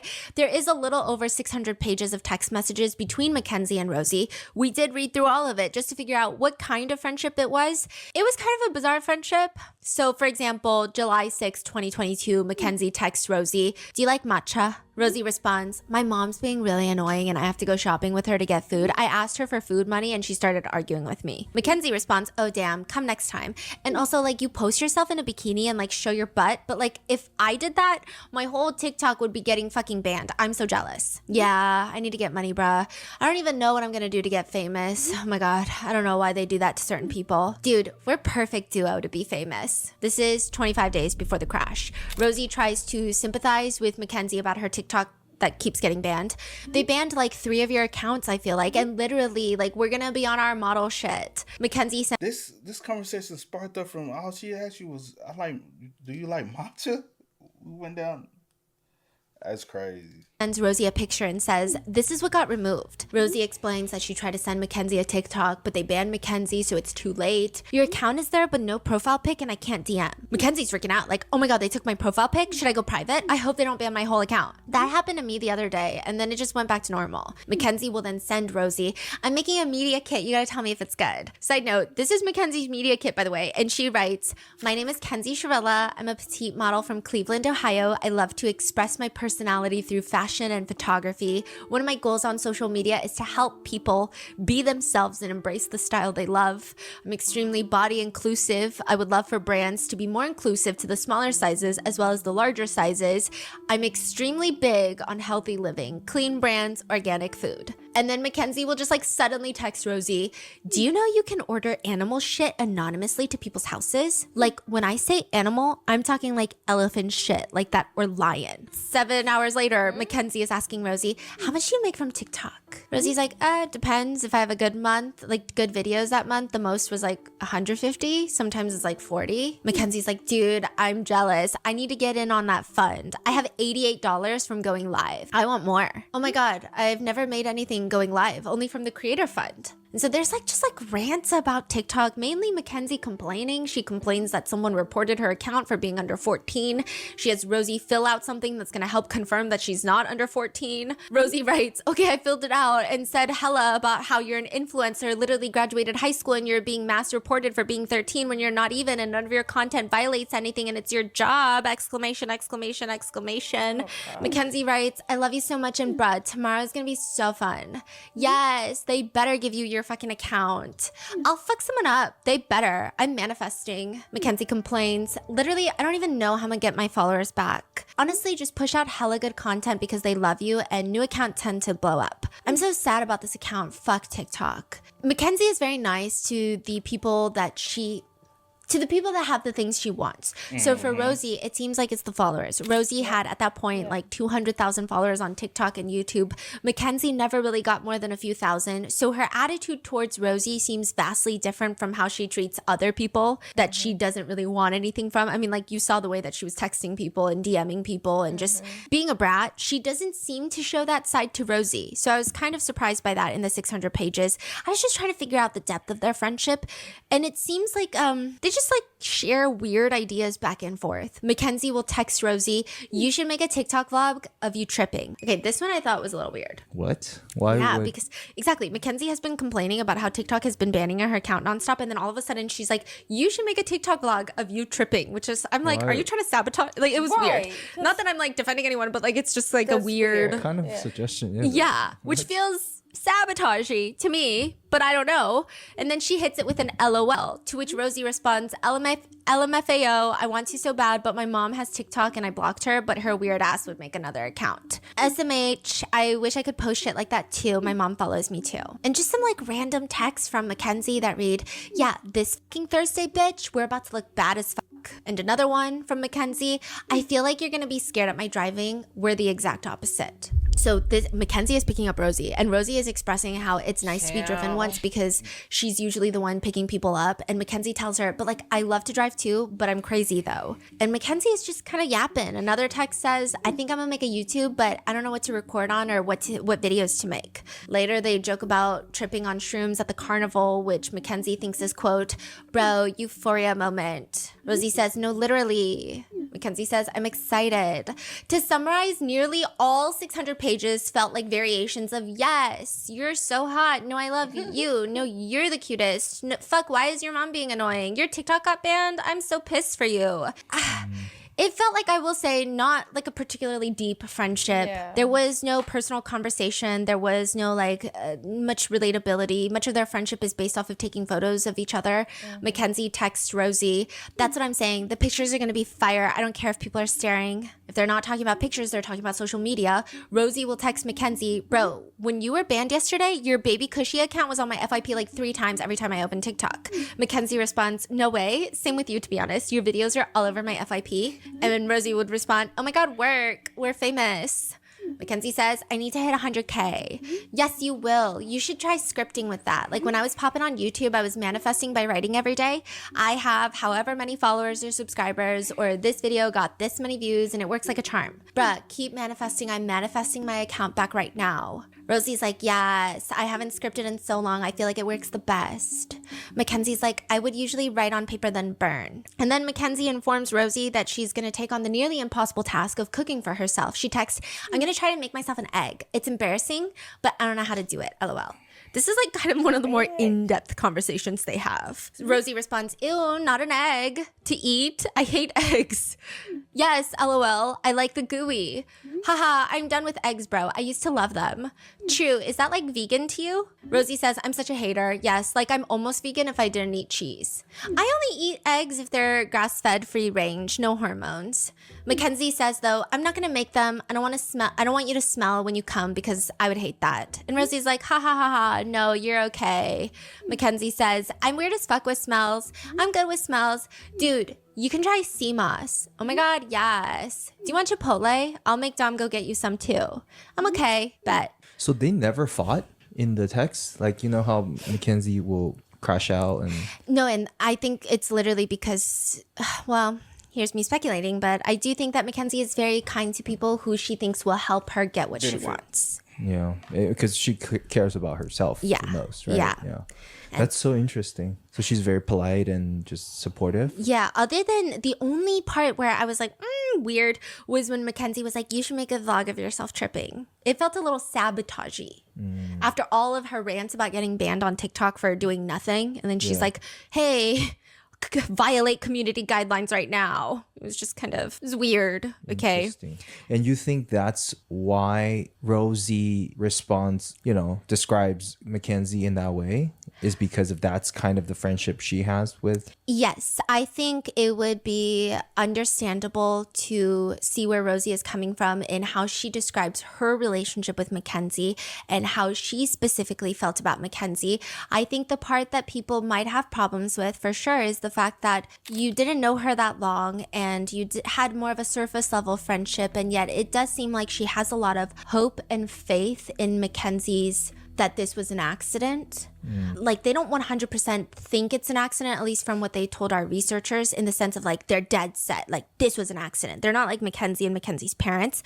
They are more so, they stayed on the side of, yeah, I think it's completely understandable for Rosie to speak on her friendship with Mackenzie. And it does seem like Mackenzie was a very nice friend to Rosie to some degree, at least in the 600-page text message thread. But I think where people have a problem is when she uses this shorter friendship to kind of... Like a character judgment of Mackenzie. Yes, exactly. So I think... Because you don't know Mackenzie well enough to... And just because she was nice to you for 5-6 months doesn't mean that you can really wholeheartedly 10 toes down talk about her character, I think is what people are feeling and saying. I think that's why, you know, there's like kind of the weird argument of people are saying like, would it be better if they were best friends forever? You know? Because then it's like, you can kind of understand. It's like, maybe you grew up together and you're like, so this is your only friend. I don't know. But I wonder if it's like long-term friend, like then you can really see the pattern of someone. You're like, yeah, I can see her doing that because she's crazy. Like, but then if you just know someone for like a short period and they're so nice to you, maybe. But yeah, that's the argument that people have online, which is like, you can have those feelings, but you can't really be a character witness. Also, side note, Rosie at one point is like complaining about TikTok banning her randomly and then like unbanning her or whatever. And then she says, I don't understand their stupid ass app. Okay, this is Rosie. Mackenzie responds, oh, that's so weird. It's probably because it's run by Asians. Mackenzie? Yeah. They rant about their boyfriends together. Rosie will text Mackenzie about Bubba, her boyfriend. We're fighting. This motherfucker is so annoying. Like, why am I even with him? Mackenzie's like, what'd he do? Oh, we're still coming, but he's always fucking arguing. Like, shut the fuck up. Stop bringing stuff up that you know is about to start an argument. To which Mackenzie responds, remember, you're the top dog, bitch. Tell him to shut the fuck up if he says anything when you're here. Yeah, period. So it doesn't seem like they talk in depth about their relationships. Like, these are very, like, no, you're the baddest bitch. You don't need him. Like, it's very, okay, thanks. They don't go in depth. Yeah. Now, they also contemplate why their boyfriends are so bad at taking pictures. Mackenzie wonders, why are they like this? Rosie says, I'm better off with a tripod. Mackenzie also just rants about everyone, generally speaking. You know, she even sends Rosie this audio message where she says, quote, I'm just going to send you this voice memo because it's easier. I'm just gonna send you a voice memo because it's easier. But like, so the second party we went to on the 4th, fucking like, it was like Strongsville popular people. Like, I don't even know. It was open invite, like this big ass mansion. That's why I was like, you guys need to come because like somebody was asking about Bubba, and then I was like, oh, I invited Rosie and them, but I don't know what they're gonna do. Fucking Haley, DePompe, and Megan and all them were there. And all of them were there. Haley came up to me and was like, she's like, please don't hate me. Literally being like, don't hate me, don't hate me, don't hate me, don't hate me. And I was like, Haley, like, you made a TikTok about me, like, I seen it. And then she was like playing dumb. And I'm like, Haley, I actually like have the TikTok. Like, and I showed her and she was like, I'm gonna be real with you, I made it. I'm like, Haley, like, I know you made it. Like, that's fucking weird. Like, only insecure people make fun of people. And I was like, look, we can just set that beside this because like, whatever, you're drunk, it's like cool. And then she was like, we need to hang out, like trying to be all cool with me. So even when she rants about people, it's not as like intense as how she does with other friends so far from what I've seen. Like, she's not saying like, that stupid bitch needs to go back to Subway. Like, she's not really, you know, but it's just like weird. Mackenzie rants about how, quote, this person is making me so mad right now, driving 27 in a 35. That's about it. Like, there's not really much substance to their friendship, and you do with that information what you will. Rosie tells Netflix, I genuinely do not think that this could have been on purpose, intentional, or planned.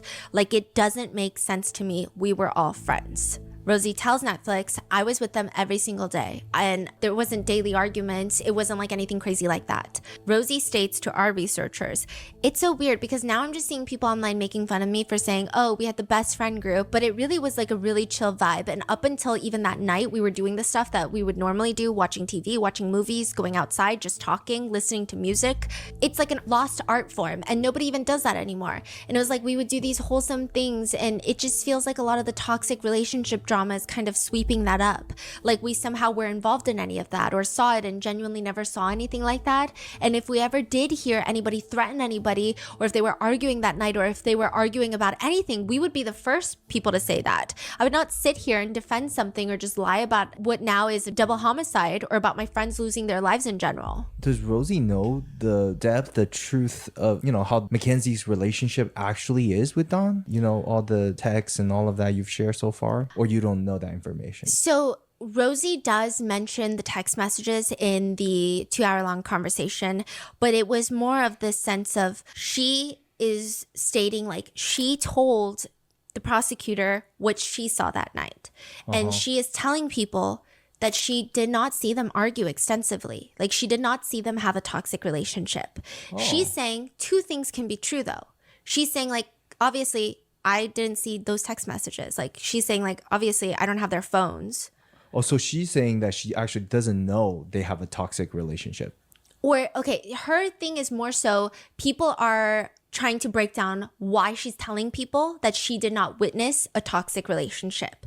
But Rosie is saying, but I'm only speaking on what I witnessed when I was around them, which was they did not have a toxic relationship, she states. But then she also acknowledges, because like I'm not seeing their text messages when it's happening. So, people are asking her in that time frame that you knew Mackenzie and Dom, did they have a toxic relationship? She's saying no, because she's like, I didn't witness any toxic relationship. And then she's also saying, but also I don't like have their text messages. Like I can't like go through her phone. She's like saying like, so she's basically saying she never saw it. She didn't know about it. Yeah. Okay. But I think her frustration, it seems, because she was expressing it to the researchers, is like she is trying to tell people, people are asking her, what did you witness? She's saying, I'm telling you what I witnessed. And they're like, no, because we saw the text messages. And then she's saying, well, I didn't see the text messages at the time that you're asking me. Yeah. I mean, that's what she's saying. Yeah. So all the all the videos we've seen of Rosie talking about is she didn't know. Yes. It's basically what. But I don't know how she stands. I don't know if she's standing. I don't know how much of the text messages she's seen now. I don't know if she thinks that they had a toxic relationship or if this is a normal toxic relationship for high schoolers in her mind. I don't know. Rosie states that the only nice responses that she really receives now after the Netflix documentary is like, okay, well, I guess you're a good friend, though, for keeping her secrets and defending her because you love her so much. And Rosie states that she is not doing that. She says, literally, the whole online response is every single person just thinks I'm lying or covering up something for her, and I would never, ever cover up a murder. That is insane. So what made people think she's covering for Mackenzie again? Is it the hesitancy to talk to the police? And it does seem that Rosie does not think that Mackenzie did this intentionally. And I think that makes people question Rosie because a lot of people have seen the FOIA file. A lot of people have heard from Dom's family members. They just don't see why Rosie could say that having such a shorter friendship with Mackenzie. And then I guess people are also confused because they're like, okay, well, Rosie and Bubba were closer to Dom. So people who support and don't support Mackenzie are going to have different opinions about this. The argument is that Rosie and Bubba were closer to Davion. And the fact that like Mackenzie supporters will say, see, that's because like they see what they see, which is they think is the truth. They're like, because, they have no allegiance to Mackenzie, but they still kind of support Mackenzie to some degree because they think the evidence is weird. But then people who don't like them are like, what the fuck? I will say that there are like 2 points in the text messages where Mackenzie complains about her relationship with Dom. But from judging by Rosie's responses, again, none of them are kind of taken seriously. Rosie does say that they had conversations in person, but I don't know. It's just like there's not a lot of depth. So I can see maybe why she's saying that she didn't see it at that time. I don't know. And it does sound like Mackenzie take everything twisted to her side and tells it like this is what happened versus what really happened. Of course. And Mackenzie is also kind of fickle. So like there will be one time where she's texting Rosie about how she got into a huge fight with Dom and she's like ranting about Dom, but it's like very vague. It's like, oh, he's so dumb. Like he's so blah, blah, blah, blah. And then Rosie's like, oh no. And then Mackenzie will text, you want to come to Dom's? If you want, we can take dabs. Which like, why would anyone want to go there if they're fighting? So Rosie is like, LMAO, it's okay. You don't want to come? Should I? Yeah, you can come. Okay. He lied to me, so I'm gonna smoke all his dabs. So then Rosie is like, haha, period. So it's like very, like, it doesn't, Yeah. But again, the main reason we wanted to talk to Rosie and Bubba is to ask them what happened that night. Right. I mean, there's no way that you can definitively know the truth, but there were 2 people that were there, and this is what they've had to say about that night in question. They state that Mackenzie and Dom were not fighting that night at Paul's, and they state it's frustrating that the documentary painted it as if Rosie and Bubba were the only 2 others at the party or the gathering, but they're saying there's 2 other people, Paul and Nina. So I guess they're expressing to our researchers, like, what would all 4 of us gain out of like lying about them not fighting that night? They're like, it doesn't like make sense why people are like, no, they definitely fought that night. Like they're confused why nobody believes them when they say there was no fighting that night. Bubba says he was awake with the guys most of the night. Like they were all on the couch. So it was Bubba, Davion, Dom, and Mackenzie. And they were just like watching TV. Mackenzie was falling asleep. He says that, there was one thing that he mentioned, which is like right when Mackenzie, Davion, and Dom arrived to Paul's house, within a little bit, Mackenzie and Dom leave briefly. So they go back to Dom's house. And Bubba says they were gone for like 15-30 minutes because, quote, they all ate healthy, like they ate non-GMO, so they would always have like special snacks, and they ended up having to go back home like 10 minutes after they got there to grab their snacks, to grab popcorn and to grab, I think it was like blueberries or some shit. That's what he says. But then they ended up going back to grab those separately. So they leave Davion. Yeah. And they went in the car, and when they came back, it was still perfectly fine. So he was like, yeah, they were gone for 15 minutes, but he doesn't think that they were fighting in that time because it didn't seem like they came back tense. Like it seemed like they were in a happy mood when they got back. But I guess his thing was, if Mackenzie had planned to kill Dom, why wouldn't she have done it on that drive? I guess is maybe the insinuation, because he's like, that's a whole thing that's completely left out about that night. But again, like I said, a lot of netizens don't think it was like pre-planned days in advance. It was more so like maybe an argument broke out in the car on the way home. Maybe an argument did not break out when they went to go grab snacks. So the next morning, they wake up, Mackenzie wakes up. A lot of the others hadn't gone to sleep. Bubba and Davion have plans. Bubba says Davion was going to help him, quote, paint the bottom of my truck and paint it black and get all the rust off and everything. And we were going to do that. And he was like, I could just come back to your house so we could wake up and do it. And I was like, I mean, that's fine with me. And then at the last moment, so he's supposed to go home with Bubba, sleep at Bubba's, and then do it. But then at the last minute, he's like, you know what? I'm just going to go home, aka Dom's, shower, sleep, like we'll hit each other up maybe around noon. Mackenzie, Dom, and Davion get into the car. The 2 don't make it. A huge conversation online since the release of the documentary. And it's not necessarily what was said in the documentary, but people looking into the case. There have been conversations, like I said, from those police reports of other interviews of friends, just like hearsay, that Rosie stated to someone that she drove by the crash site that morning before the police were called. And whether she didn't see it or didn't call the police, like that's been like a huge conspiracy online, right? Our researchers asked Rosie, and Bubba says, look, the police have video of Mackenzie's car turning onto Progress, okay? That turn, and if anybody else went that route, they knew anyone in the car, they would see it in camera. Like Bubba says, it's obvious from a logical standpoint that this is not true, and somehow the media is running with it. So we kept pressing them on it because we're just like, well, we just want to know where this is coming from. And they state that there's a supposed friend who had gone to the police and said that Rosie was super emotional and had made a comment about how she drove past them that morning on her way home from Paul's. So she also left Paul's, drove by the crash site, and like that's also making her even more emotional now that, she knows they're dead. So they're explaining like, okay, basically, and this is verified through the police interview, there's someone who went to the police and was like, Rosie was mentioning how she was so emotional because she also left Paul's that morning and drove by the crash site on her way home. So like, it's kind of up in the air what that means. But a lot of people on the internet took it with she drove by the crash site. Like she saw the car or could have seen the car. Maybe she didn't look out the window, but drove by that exact road where the car was crashed into the building. That's how everyone's taking it.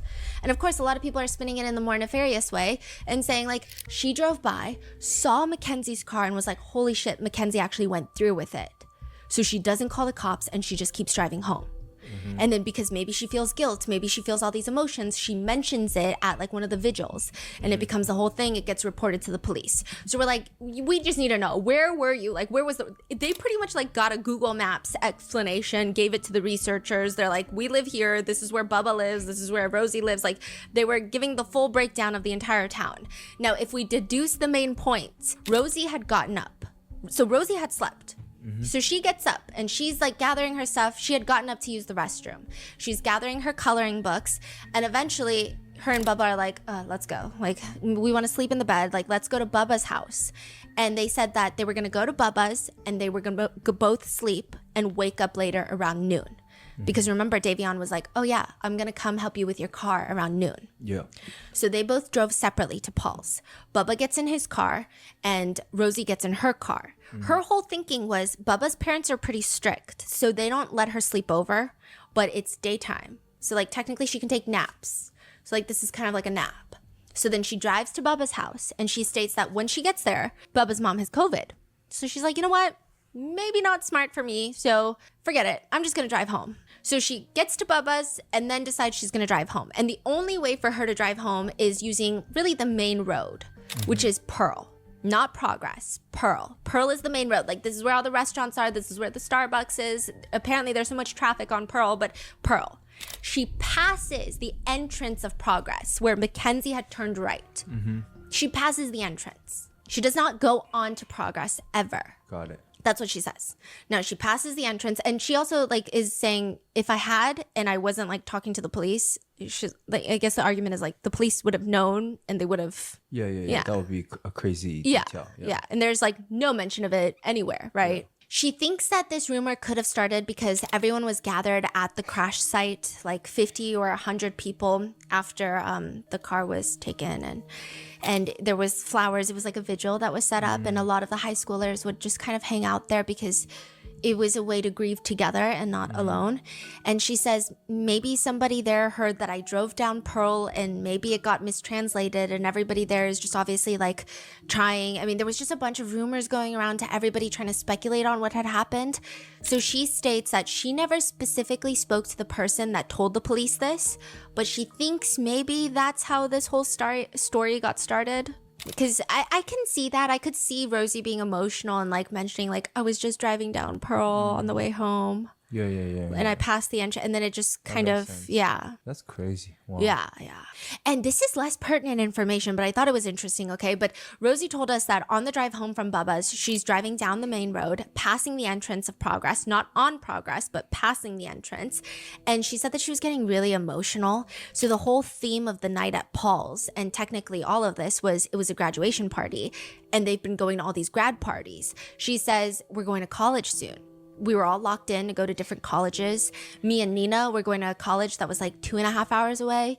Bubba was going to a college that was 2 hours away. So it was just kind of a lot of stress. And then Kenzie and Dom weren't going to college, and neither was Davion. And our friend Paul was going somewhere else. So it was just like everybody was getting separated. So the whole theme of that night for us was just like everybody was getting separated.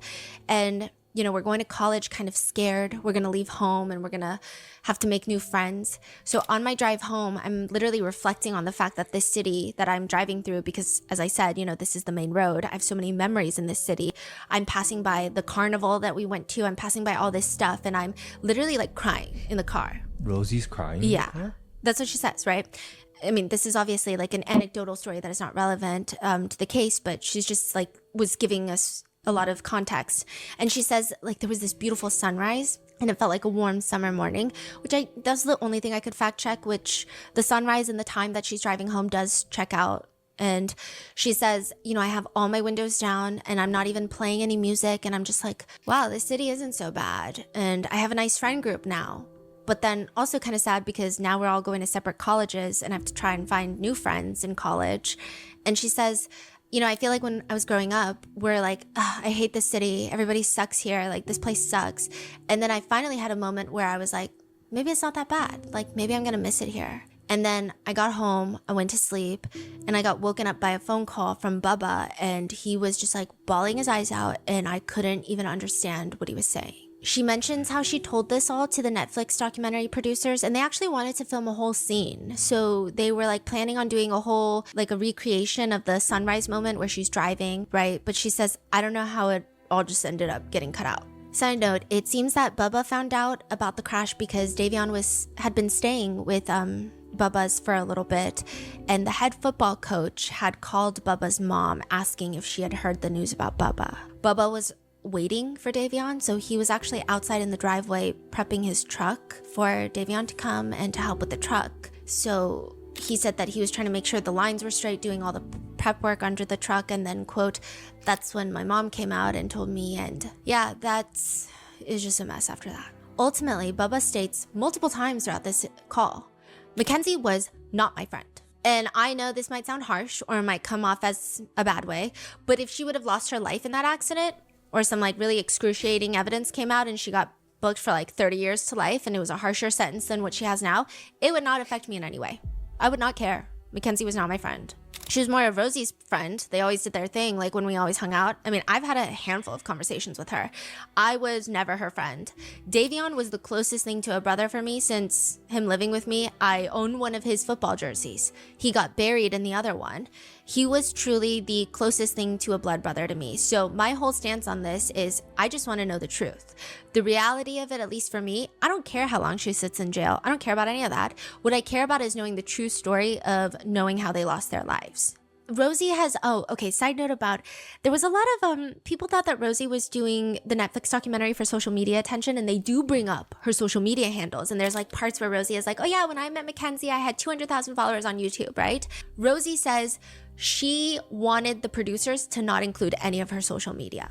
She says that it was irrelevant to the case because it's not like they were doing videos together, and she's mainly on YouTube doing her fitness stuff, and that has nothing to do with Mackenzie. So she said that she didn't want any of it on there, but then the producers during the 8 hours were asking her what she does for work, and then they would ask her like, oh, how many followers did you have when you first met Mackenzie? And she says, but you have to understand, like, I sat down and they asked me all these things and I just answered. I wasn't being careful with the questions I was answering. I was literally answering every question. There wasn't one question that I didn't answer, basically. So she's stating that she did not do the Netflix doc for fame. She said that she specifically requested it not be included. And then they were like asking her, so she was just answering. Bubba states that he has text messages with the documentary crew stating that Rosie's social media is not relevant. So he's also confirming like, okay, we're not going to use her social media, right? Because they're dating still. And so he's like just checking in, like, Rosie wants to make sure. So it seems like he's saying that he has some sort of text messages with the documentary crew talking about how Rosie's social media isn't relevant. I did not see that text message, but that's what he told us. Now, I do want to note that there are members of Dom and Davion's family that do not seem to appreciate what Rosie and Bubba have been saying, what they said in the Netflix documentary, and maybe things that have been said and done behind closed doors. I could imagine that they probably didn't appreciate maybe Bubba talking about the pendulum in the police interview. Like, I could see how that could be highly offensive to Davion's family as well. Rosie and Bubba state that they just want to know the truth of what happened. They expressed wishes that the trial could have been what they believe to be fair. They didn't necessarily think the trial was fair. They thought that Mackenzie's attorney was not that competent. They didn't like the fact that the defense did not call in an expert. So there was no expert called in to testify that Mackenzie's POTS could have played or couldn't have played a role. So the trial only lasted 4 days. So they just felt like they don't definitively feel like they know what happened in the car that night, is how they state they feel. And while they do think that they would like a new trial, they also express like they know it would just open so many wounds for the victims' families. So like it seems like they get it. Rosie also says she feels like the families, quote, took us originally canceling those interviews as really suspect. And she says, recently, I didn't even know this happened, but they put it in the evidence file that Davion's mom emailed the police and was like, Rosie made this TikTok about somebody betraying her, and I'm assuming it's about Bubba because he's cooperating with the police, remember? And she says, I had no idea they were just taking my random TikToks, and I was following these TikTok trends. I had no idea that they connected the random videos and matched it up with me intimidating people to not speak with the police. I think she felt that way because she thought that I wasn't cooperating. Rosie says, we definitely, thinking back now, we should have just sat down and talked to the police the second everybody else did, because everybody says that's somehow suspect, and we literally only canceled it because we really did not want to be involved in some big drug bust, especially when we have no credible knowledge. Obviously, Rosie being there for Halloween of 2022 and dressing up with Mackenzie as Playboy Cardi doesn't necessarily make Dom and Davion's family want to be more receptive to what they have to say either, to which Rosie says, so in the documentary, Rosie, there's this point where they show the Halloween picture and she's just like, it's Playboy Cardi. Anyone my age knows it's Playboy Cardi. So it's not really touched upon that was fucked up. So Rosie's just like, it's not a corpse, it's Playboy Cardi, right? And so Rosie was saying, yeah, I mean, I think they immediately, the family, labeled me as like, oh, you're her her crazy best friend and don't hold anybody accountable, and you guys are going around dressing as corpses or whatever, you know, a few months after. And the matter of fact about that is, and they edited it down in the documentary to just like, oh, we just dressed as Playboy Cardi, but it was really like, no. Like, we really shouldn't have done that. We shouldn't have done that. I was irresponsible. I don't know. We were in college, and there's so many things that I would have done differently in hindsight, not knowing how this was all going to play out. But there is a part where she kind of tries to explain their thought process, where she was like, at this point, Mackenzie was trying to do a lot of things for Dom and Davion. So she was explaining like how they had all planned to go visit Rosie at her college for Halloween, because Ohio University is known for having the craziest Halloween, and that Dom loves Playboy Cardi. And there was like this explanation about it, which I feel like I did try my best to keep a neutral presentation thus far. And this is where I would have to voice my very strong disagreement.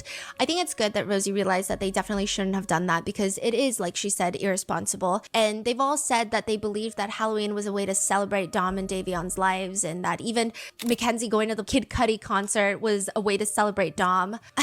Maybe that's truly how they felt in their hearts as it's happening, but I think the core issue with the Halloween and Kid Cudi and all of that is it's just insensitive. It doesn't matter who you say you're doing it for. She could have been bawling her eyes out the entire time at all of these events. I don't think it's the morally correct thing to do. I don't think many of us could ever be in Mackenzie's shoes and do something like that. They stayed off their personal observations. They do not believe this was an incident where Mackenzie pre-planned an intentional murder plot. But they also state that even if it was some sort of freak accident or reckless driving, they both believe that prison time is still warranted. Rosie says, at the end of the day, the prison time is unarguable, and people do get arrested for killing people in car accidents all the time. I mean, it's not like anybody should just get away scot-free with nothing. She states that she thinks everyone just took it the complete opposite way and went crazy with the theories, but she says she thinks that there should be prison time, but that they should maybe factor in that she was only 17 and lost her boyfriend and friend. Bubba states that the only thing that would make prison time questionable would be if they could absolutely prove that there was some medical incident. Which, side note, I will say there were talks with our researchers, and I did see a lot of people bring this up, including Steve Sharilla brings this up later in a recent interview, that Dom's family were powerful in the area.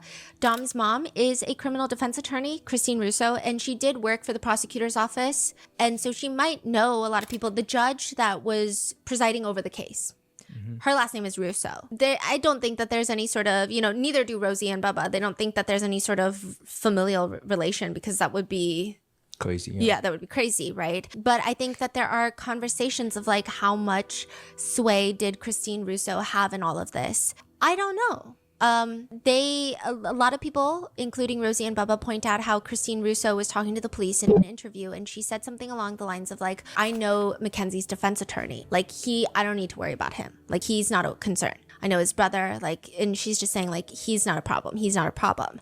And some people have kind of interpreted this as like, he's not a problem because I know him. Like, I know him. I'm going to make sure he's not a problem. I actually did not interpret it like that. I actually interpret it as she's clearly an analytical woman. She's a criminal defense attorney. I could see her trying to understand a lot of and there are defense attorneys who are problematic, who are problems, because they will go there and they will say some crazy shit, and they'll try to pull out all the craziest, they'll do motion after motion after motion, like just drowning the whole case in just unnecessary paperwork. Like, I think it was meant so more like that. Yeah. I don't think she would ever say that to the police when it's about her son's life and death. Yeah. I will note that Bubba has voiced out again multiple times he could care less what happens to Mackenzie.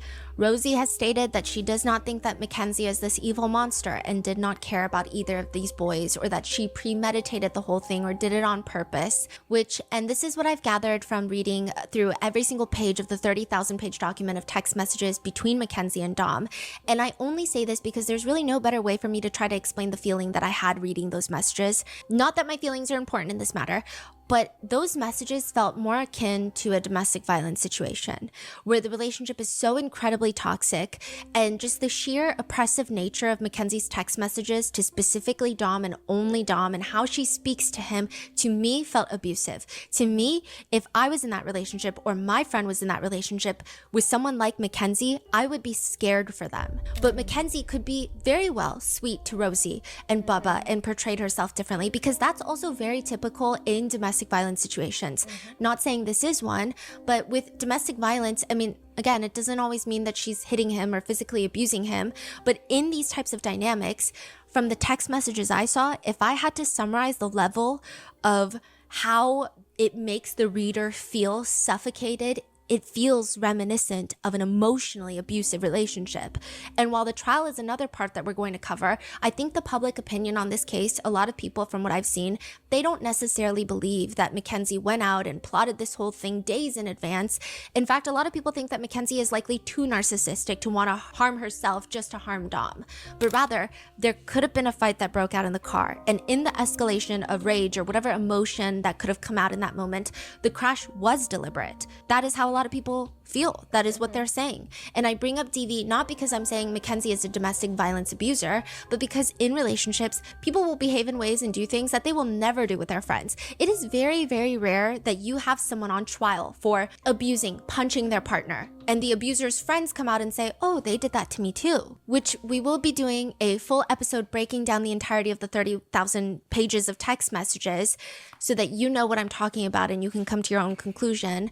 But I think that there could be a world where Rosie and Bubba did not see that side of Mackenzie at all and actually only saw a side to her that would make it hard for them to believe that she could be someone that could intentionally harm Dom.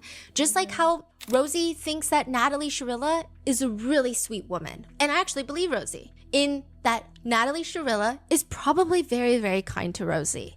But Natalie Sharilla, by all accounts of the massive FOIA, the investigation, the way she conducts herself after Mackenzie's arrest, amongst a whole laundry list of other things, I think Natalie Sharilla is a completely incompetent parent who has to have, I think, in my opinion, has to some degree played a role in the upbringing of Mackenzie that has ultimately led to this. Which, side note, she's the one that later states that Mackenzie has a medical condition that could cause her to black out while driving, but she also got Mackenzie a license and a car, so it's a whole thing. Which brings me to my next point.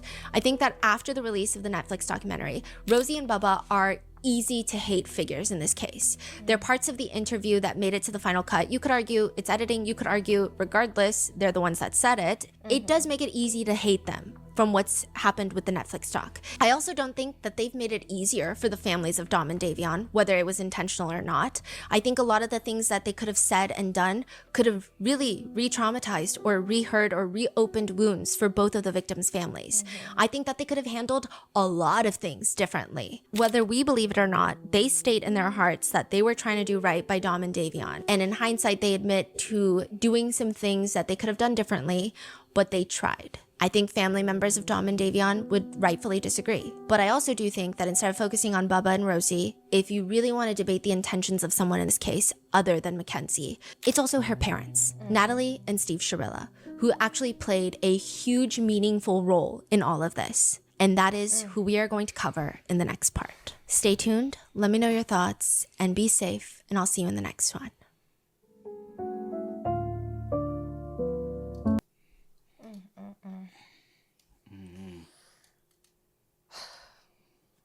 I know at the end of the day, we all got our thoughts and opinions. Some might sway different than others in certain degrees. But I will say, for one, Mackenzie's defense that she had a medical situation, there's no way. And the main reason why I say there's no way that she had a medical, progress is not even a straight road. So even if you had a medical, she's not making around this curve, and she's not making around that curve. The only way is not literally like, especially going as fast as she was going. You have to have some type of control of the wheel to keep the car straight. She would have already, like this, she would have veered off and ran into something. Yeah. So to say that you had a medical, like the way the road is even, no. Yeah. It has some curves at No. At some point. At some point, like, slightly, not like. Yeah, it's not like but it's a slight. But if you're not but still adjusting enough with for you it, to have to be controlled. yeah. Mm. So yeah, that defense is out the window. Yeah. But hey, y'all spam us up. Y'all let us know y'all thoughts in the comments for us down below, man. But until next time, y'all know how it go, man. I do go by the name DJ New Kid. This is Sierra Nicole. We are. Kid and We are. No time to kick it, got a stack of flip for my foes. Dollar, dollar, dollar, dollar. Please tell me you can hear me. Don't turn your back and don't neglect me. Just let me know if you need me. Dollar, dollar, dollar, dollar. Let me watch out for my partners. Keep my money long, get my team strong. Let me run away from my